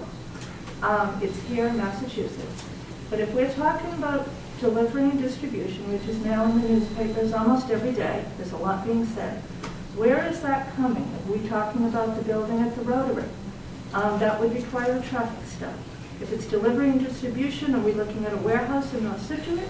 The tennis club, everyone has a price. Could someone buy out the tennis club and turn that into a large manufacturing facility? Of course they could. 123, Main Street in Norwell is a beautiful scenic road. As you pass from Norwell into Scituate, we have Treeberry Farms on one side of the road. We have R&C Farms on the other. We also have the Montessori School. Could those properties be developed and suddenly we have grow houses and delivery trucks and warehouses? We do need to put all these rules into place, and we need to look at what the overall picture is. I think that Linda is 100% correct when she said that we're putting two articles together when they really should be separate. I think Tony Vignani is 100% correct when he said we really need to look at this a little bit more broadly, to look at all the businesses that are being considered. If delivery and distribution is coming to Scituate, how many trucks does that involve? If so, are there warehouses? Are there buildings? What are we talking about? We don't know what we're voting on. And as the work that you've done has been excellent, I think it's a great start. But if we have to figure out a little bit more and move the question from this particular town meeting in April to October to get it right, so be it. Point taken. Take it up. Okay, unless there's something new, Does any, something new that hasn't been discussed. yes?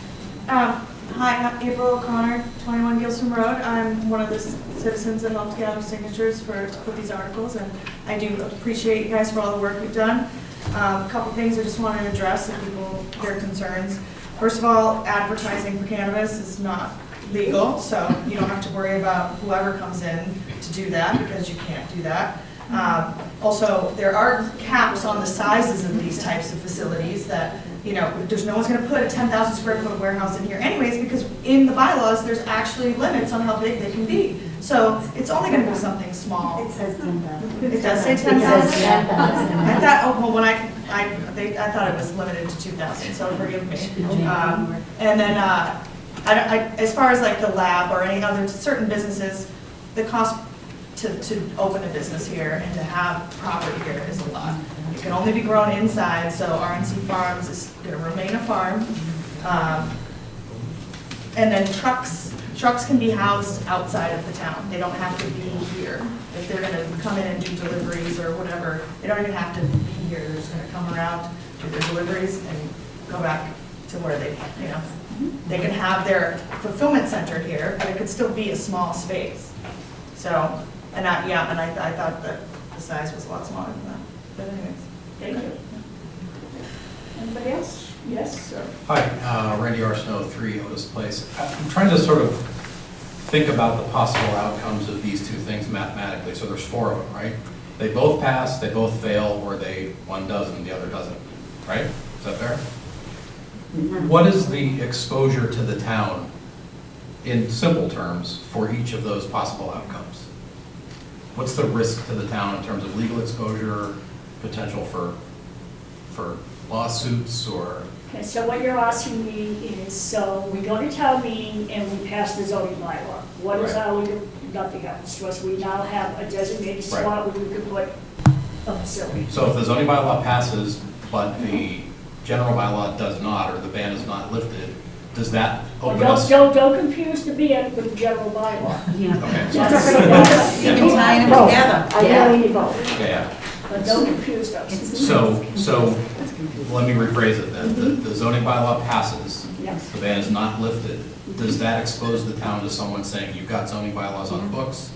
I am legally permitted to at least attempt to open a business here? No.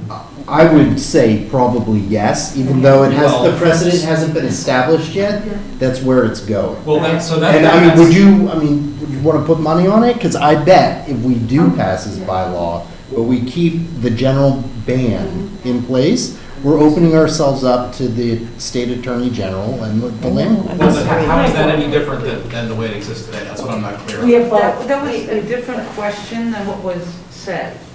If you have the zoning and you then don't lift the ban, The zoning ban.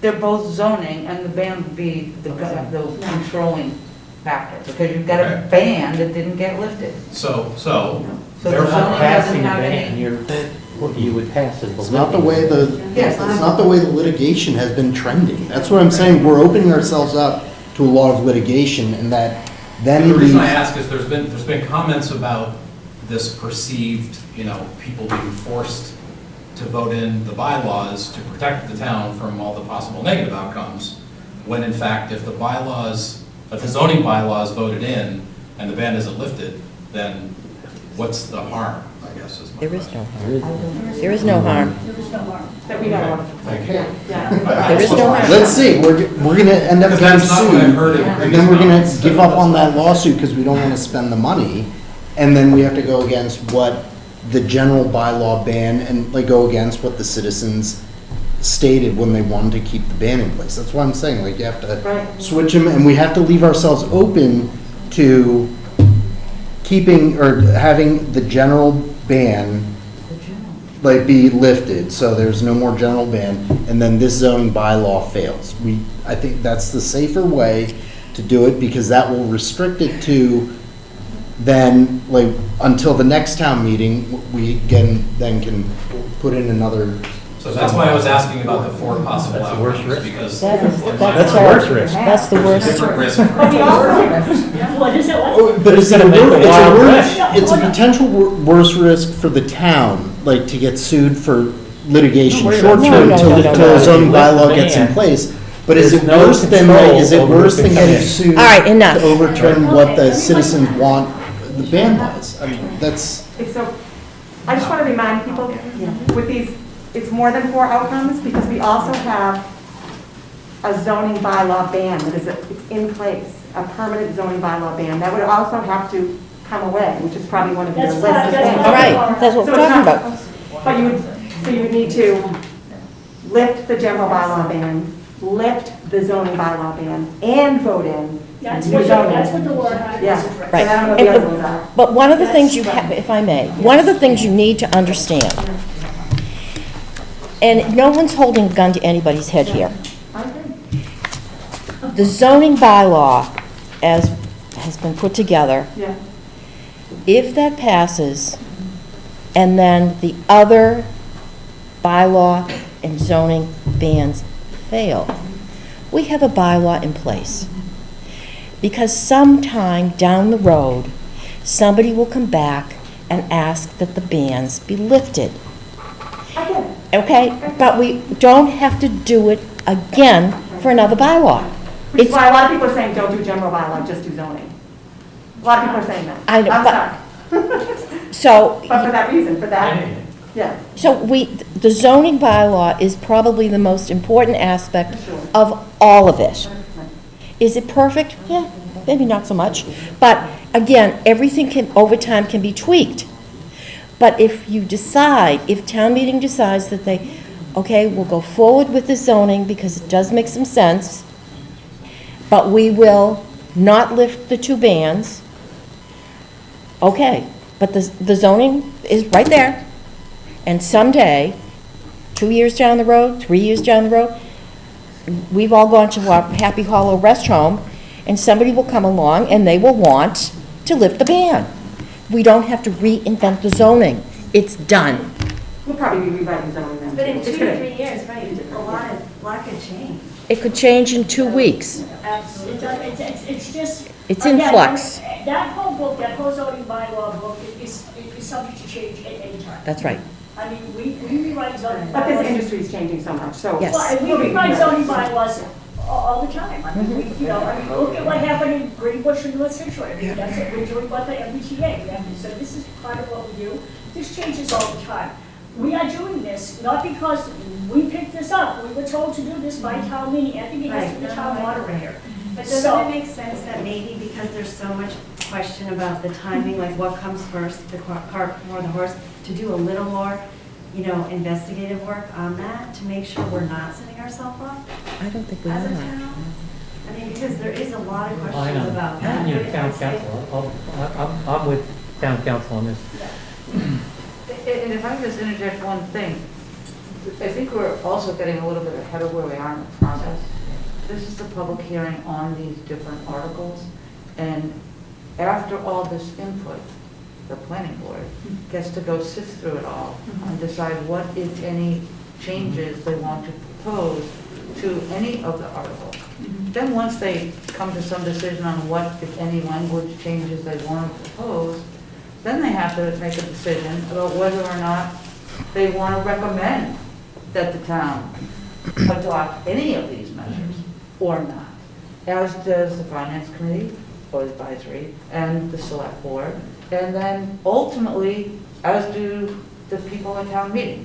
So this is just the information to get the articles that could be potentially before town meeting, and to get all the input, and then they have the job of tweaking the language based on everything they've received, and putting the best articles, because there are multiple of them, before the town, either recommending passage, recommending passing it over, not recommending doing it, as do other boards, and then you have all the information, and the voters ultimately can decide. Your decision. This is just Your decision. informational This is all this is. section that is This is required to get it off, at least off this table. This is not a done deal as of No, tonight, no, so we're no. not voting anything.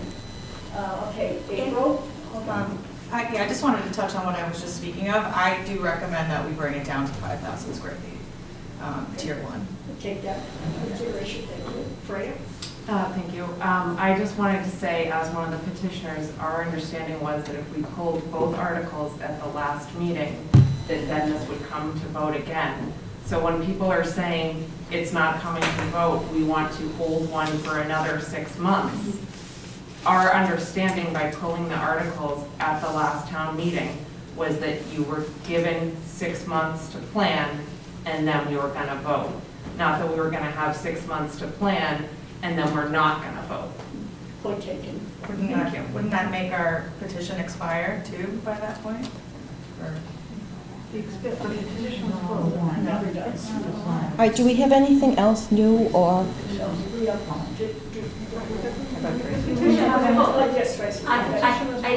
I do agree with Linda. I think you did a great job articulating, Linda, that, but it doesn't seem like some of that is being received. Just what you said, was this is a meeting to put forward.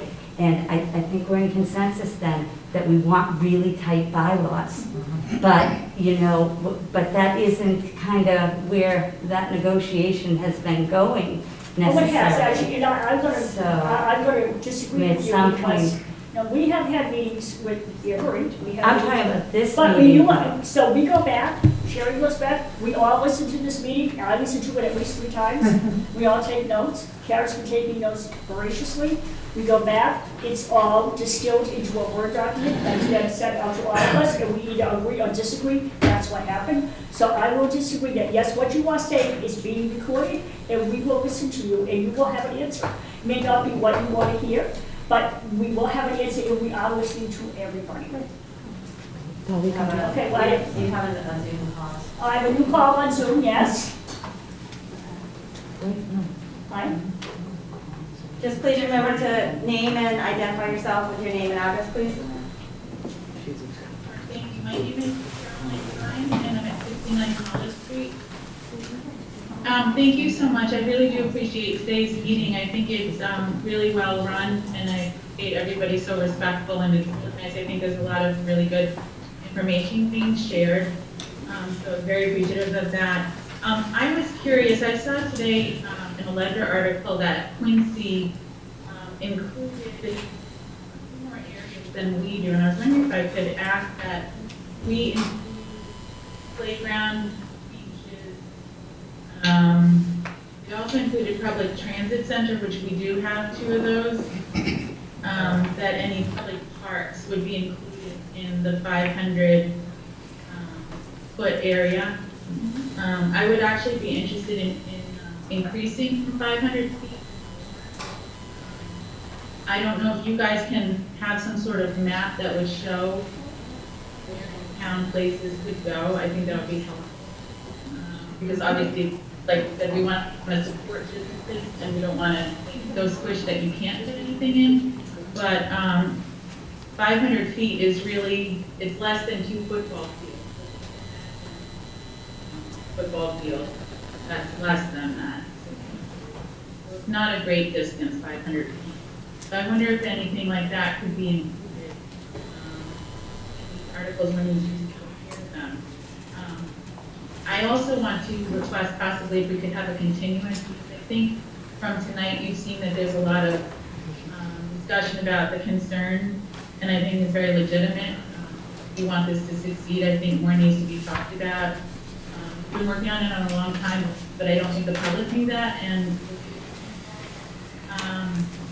so I believe a continuance might be helpful. Heads together even more, better, and include, like I said, things like playgrounds, beaches, public transit centers, the library. Still a lot of the questions. We have received, Carol, we have received those comments in all the letters that I wrote. We did receive those comments, and that will be distributed to the board, and that will be part of our conversation. Thank you. And can we help you with anything? Oh, still talking. Hold on. Oh, well. She's muted. You're muted. She's waiting to hear. She can type on it. Are you all set, Caroline? Can we hear you? Yeah, thanks. I was just curious, so does that mean that my request can be included still at this point? Absolutely. Oh, I appreciate that. Lastly, can we get a copy of your presentation from the beginning of the evening? That was very helpful. Sure. We'll put it on the planning board page. Oh, okay. Where is the commercial L district? Excuse me? Where is the commercial L district? We don't have it. We don't have a commercial district. It's on the, you know, the page, it's like page 21 of the bylaws. It says residential districts are 1, 2, 3, and then it says commercial. Oh, I'm sorry, it's commercial. That's okay, it's late, okay. Yeah. So where would that, just that commercial district be? Those are the business districts. That's the business districts. Hummerock Harbor. Hummerock Harbor, North Situate, they're the business districts, that's our commercial area. Oh, I see. Okay. It's different than Western North Situate. Yeah. Okay, thank you very much. But, And, any questions about taxes and how the 3% tax works? Who can we direct those to? Well, you can submit your questions to us, we're not, that's not our purview, and that will obviously go between the Board of Selectmen, and I would assume Nancy Holt, the Finance Director. It's the general fund. Goes into the general funds, the 3%, so that all goes to the Finance Director. The Finance Director? Yeah, Okay, who's thank Nancy you. Holt, okay? Okay, and what about this request for continuance? Can we have that? Or- Well, we'll take that up with, as a board, thank you.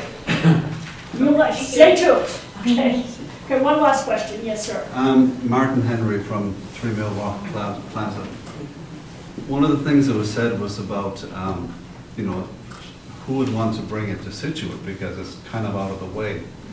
But, you know, I disagree with somebody that says that they won't advertise because there's all sorts of billboards and other areas around the country they advertise marijuana. But in Massachusetts, you cannot. It's part of the Massachusetts Cannabis Commission You regulation. have to drive down Route 3 to see the cannabis for Pure there's- Leaf Yeah. and all the different facilities. They are advertised. So there's a possibility, now, who's to say there's going to be, not going to be a billboard that says, Because this that's way- within our purview as the town to make sure that that does not happen. Well, the Chamber of Commerce probably wouldn't like to see that We'll have a discussion if and when that happens. Okay? All right. I totally get that, but they tell you very clearly, it's within the regulations, you're not supposed to do that. So, any other questions, or shall we call it a night? I think we will call it a night. One more. One more, yes. Kevin Craywood, 38 Hollis Street. Does the planning board have a legal obligation to consider this at this meeting? Excuse me? Is the planning board under a legal obligation to consider these articles at this next town meeting? Are we under any, I don't know, why not? Do you have an obligation, would it be permissible for you to defer it to the next town meeting? Are you able to, or are you under some obligation? It's been suggested that because of what happened at the last town meeting, there exists some obligation to consider it at this town meeting. I want to know if that's true. Well, what will happen is when we have our vote, that will be decided among the board if we want to go forward with these articles or not. Right, I understand it's at the discretion of the board. I'm saying, does the board have discretion? The board does have discretion not to go forward with the articles. Is that correct? The articles will go to the warrant, they'll be placed on the warrant. When they will, at town meeting, there will be recommendations for or against by all hosts of different aspects of the city. The planning board could say its recommendation is to pass over the article. Any other person could make that same recommendation, but when it's on a warrant, you have to take some action. It doesn't mean, just like the citizens petition was on the warrant and they said, we'll take it off for now, we'll pass over it, and we His won't question is, vote on it. the planning So- board can also decide not to put them on the warrant. That's his question. That's within the purview of the planning board, not to propose 8 articles. The planning board, at this point, they have not put anything on the Right, warrant. so they may or they may not, but. Yeah, we have that. We have that, that's at our I discretion. think we have. That's his question, yeah. So if the articles come, it will be at the choice of the planning board to decide. And our recommendation. They made the decision of what zoning changes they want to propose. And they made the decision, or they're making a decision, they want to propose these zoning changes. But that doesn't mean that they're going to recommend that the town pass them. So they It will also means that we're recommend not going to propose them for this town meeting, or next town meeting, or the Right. town meeting after that. We're not under any obligation to Thank you. propose at this town meeting. That'll be voted on later. Thank you. One more question, so. I just wanted to add to that because we brought it up as a citizen's petition, so that was, you would have to put that on there. But instead, you guys are working to find something that would work, get the input from the town so that everybody can be happy, potentially. I mean, no one, you're not gonna please everyone, but you know what I mean? Something that could potentially work should it pass. So you would be obligated to do the citizens petition. No, they withdrew their citizens petition. We did make it a gentleman's agreement to work with you, like, to work with the people that proposed the citizens petition. But still that, because you withdrew the citizens petition, it would be messed up if we didn't make the proposal to follow through with our agreement with you, but we are not legally obligated to make a proposal of this. Both things are true. Thank you. All right, yeah, that's it. I think, are we all set there? We're all set. Are we as happy as we're gonna be? Thank you. Wait, hold it. What? You need to make a motion to continue it, All right, do I have a piece of paper? just make a motion to continue it to continue the public hearing for the zoning articles to 8 o'clock on February 24th. Move to continue The public hearing on the zoning articles, to 8 PM on February February 24th. 24th. Is there a second? All in favor? Aye. Good night, people. Thank you so much. Thank you. Holy moly.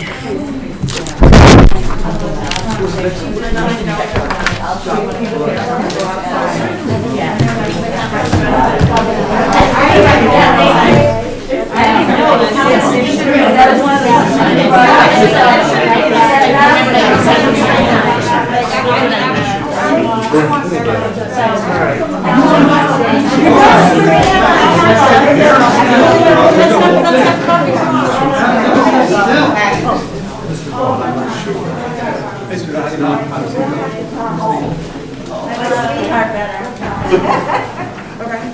I know that was. Sorry. Once again.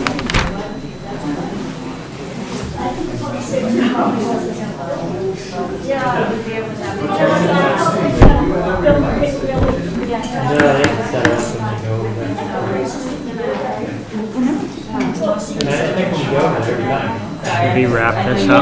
That's true, we're not done with the meeting, so, I mean,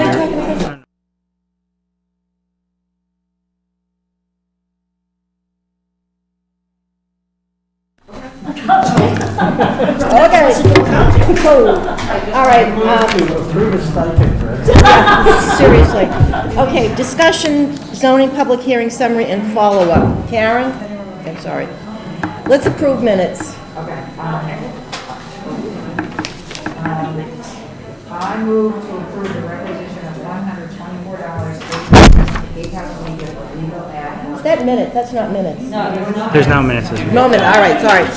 I just read Legal minutes. ads for 81 Norwell Ave. Second. All in favor? Aye.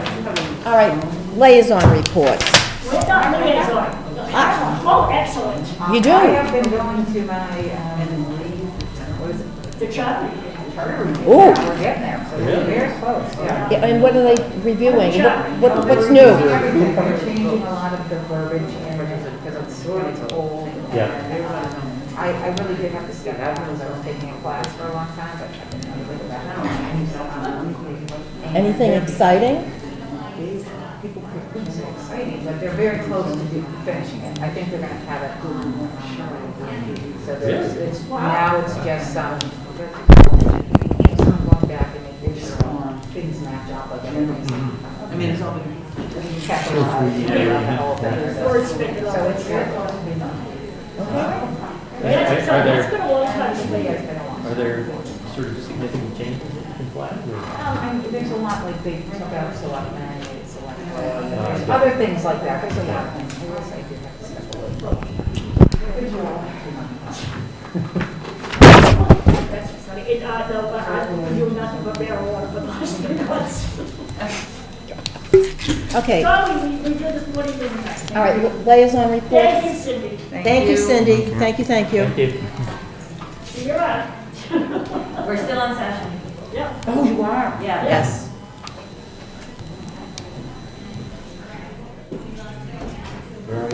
We are on liaison reports. I went to community preservation last Monday, whenever it was. Sunset Road land acquisition, that somebody in the middle of all of it has decided that they want more money. So what's happening is they're just gonna take what's around this person, and that's what we're gonna buy. Is this the piece in the heart? Yep. Yeah. It's all like still family. Yeah, yeah. And there's a lot of people. Right, and a couple of them died, it went to probate, and then suddenly somebody, decided they wanted more money, and so that's whatever. The Scituate Dog Park, we appropriated money to go forward with that, but they still have some homework to do. This is for the small dog park. Where does that go? That's going behind the big dog park, down on the Driftway. So, all right, then the Mordecai Lincoln property acquisition, they sort of kind of decided they wanted more money. Oh, my gosh. You know, what else is new?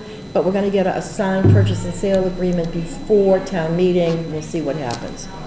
The Holland Street land acquisition, this is property behind the Hatherley Playground, the Purple Dinosaur on Country Way. The person has agreed to sell it to the town. It's two plus acres right behind. It will be another playing field for $37,500, and which is more than reasonable. It's landlocked. And Well, there used to be an athletic field here, so. There still is. So they can make it a. Yes. Real augmented. augmented. Yes. Okay, the Cole Parkway Bandstand has been put off until September. The whole thing is falling down. And they were told they can't build it in plastic because that floats and could go out to sea. And then we have the 90-foot baseball field has been postponed to God knows when. The Scituate Lighthouse restoration, they initially came in for $800,000, which was ridiculous. And all of a sudden, they're talking about, oh, we have to replace the windows, and we have to do this, and we have to do that. So my suggestion was, if you're going to do it, you're going to do it right once and have it last for 75 years. Because they haven't done anything to it since the 70s. So we appropriated $2 million $2 million. to restore this iconic, nationally registered lighthouse. Are we sure the lighthouse is going to stay there? It's not going to go to Portugal? Is it No, gonna go it's going to someplace? stay there, Okay. but because CPC has already funded money for the revetment to save it. But at this point, it literally is ready to implode. It is falling apart. Are lighthouses still navigational aids? Yes, this one is, I think. There's probably some federal money there somewhere. Federal. Yeah, that's what I'm saying. What? It's an operational lighthouse. Yes, it Right, is. so there's And some they are money going for somewhere that we grants. should- They are. They are. They're going for grants. But CPC does have the money. The Cushing Trail restoration, that has been put on hold. That's the trail that runs from basically Utility Road that goes up to Cushing School.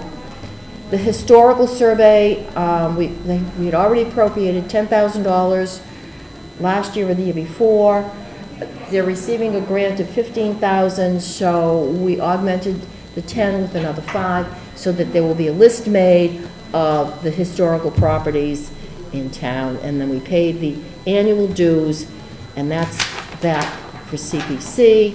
And as far as traffic rules are concerned, there was some discussion. They finally have realized that the numbers in North Scituate don't make any sense at all. I am 764. The new upholstery shop is 764. If you go through the lights to what used to be the old Severn building, which is now the real estate, that is 763. So, there are a lot of numbers up there that make absolutely no sense, and it's not good for public safety. It really is not good at all. So God knows what they're going to do with that. And then they're also talking about speed limit signs. They put them up on Clap Road, and we have to figure out a way to prevent these great big huge trucks from coming down Man Hill and taking people out as they cross over 3A to go down Man Lot. Boom. The biggest violation of that is the Situate Fire Department, and they promised us we're going to do that. They would not do it. Never done. Right. But P.L. Landers is zooming down Man Lot Road. Zooming. I hit a fire truck one day through. Yeah. They're going to kill me while we're at it. All right, you were chatting, so we skipped over discussion, zoning, public hearing, summary, and follow-up. All right, is there any comments you want to make to help us give direction in the next 2 weeks so that we can make refinements for the continued public hearing on the 24th?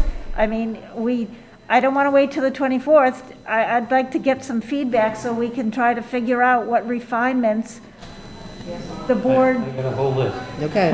So, you know what, if you all can get your comments in to Karen by Wednesday? No, Monday, because. Monday? All right, Monday. I mean, it takes time to do multiple iterations of this and get it back out to you. I just wrote down, I think we should expand the number of locations, right? So if you could just, I'll take a down and dirty email just to get some thoughts in, so that we can have some direction of how you would like to proceed. Okay. And finally, planning and development report. All right, so next time we have a site plan waiver, we have a common driveway, we'll have 733 Country Way, and then we'll have the continued public hearing. And I'm not going to put anything else on unless a Form A comes in. All right. March 10th, you're going to have 81 Norwell Ave. You're going to have 7 new Driftway come in for a change in concept. No, they're not redoing engineering drawings yet. They just want, just some preliminary feedback. That's good. I was gonna put MBTA communities discussion on that meeting, and What's that topic about? Housing. it's the housing. That's literature I put in your folders a few weeks ago that I'll resend you about that, in order to qualify for certain grants. Oh, yeah. Gotcha. Got that. Yeah, I So- looked at that.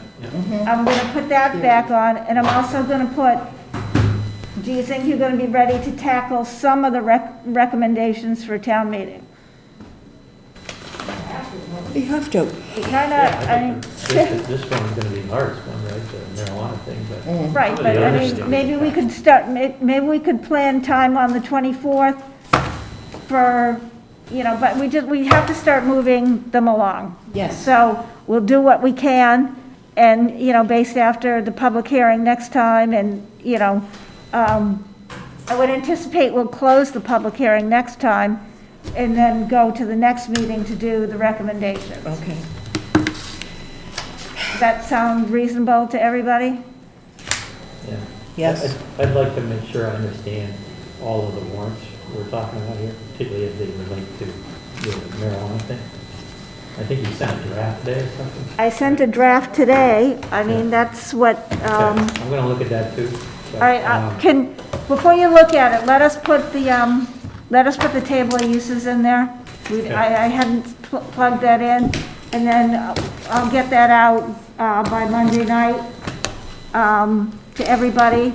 I'll try to get it out tomorrow, and then you can take a look at it, but it was really cut and paste from the red line document, cut and paste and put into articles. I guess the one point that came up tonight that I wasn't clear on is that the planning board was sponsoring the vote to lift the ban. I don't think we should present it that way, because that's not what we're doing, right? We're presented it as a proxy for the citizen petition. I don't know how you present it that way, but it wasn't like we went out and said, oh, we need to put a ban out there. We're doing it because of the previous vote, and we need to characterize it that way, because that's the only way I would support it. So maybe we can change the language at the bottom, planning board, based on previous citizens petition. Yeah, I think we somehow need to Distance make sure ourselves. that's clear, right? Okay. And it doesn't matter how often you say that, that's just one of those things that you have to keep saying every single time you say it. Mm-hmm. Yeah. I mean, we didn't start out That's right, we didn't vote with for whole this. cloth saying we should lift the ban. No, we did not do that. That was the first letter, the We're first line was given to us. taking the bullet from last time. Yeah, right. Okay, does anybody have anything else? The one thing I would like to do is thank Sherry, and thank Karen, and thank Patty for a job, an incredible job, well done. You've worked exceedingly hard, and it is truly appreciated. Good job, people. We're not gonna change, I'm not gonna change anybody's vote in this room. No, you're not, none of them. It's okay. No, It is what it I is. think we should make sure we just hear what they have to say and try to integrate what we think is appropriate. Okay. Got a list of things I think we should address. We did. So, Please and send we me, incorporated a lot of what was already said. Right. Mm-hmm. Okay. and we chose not to incorporate some stuff for reasons that we can explain further if people really don't get it. Yep. All right, I'll entertain a motion to adjourn. So moved. Is there a second? Second. All in favor? Aye. Are we off? Recording stopped. Thank you. Guys, we're done? We're all set? Thank you, Seth. You're off. Thank you. Thank you. You're gonna end that meeting for everybody? I'm gonna end it right now. See y'all soon. Thanks. Bye. Ciao. All right, so can I just say something? I can't. In your comments to me, in your comments to me, can you give me some idea, give us some idea? You know, they say they want to increase, you know,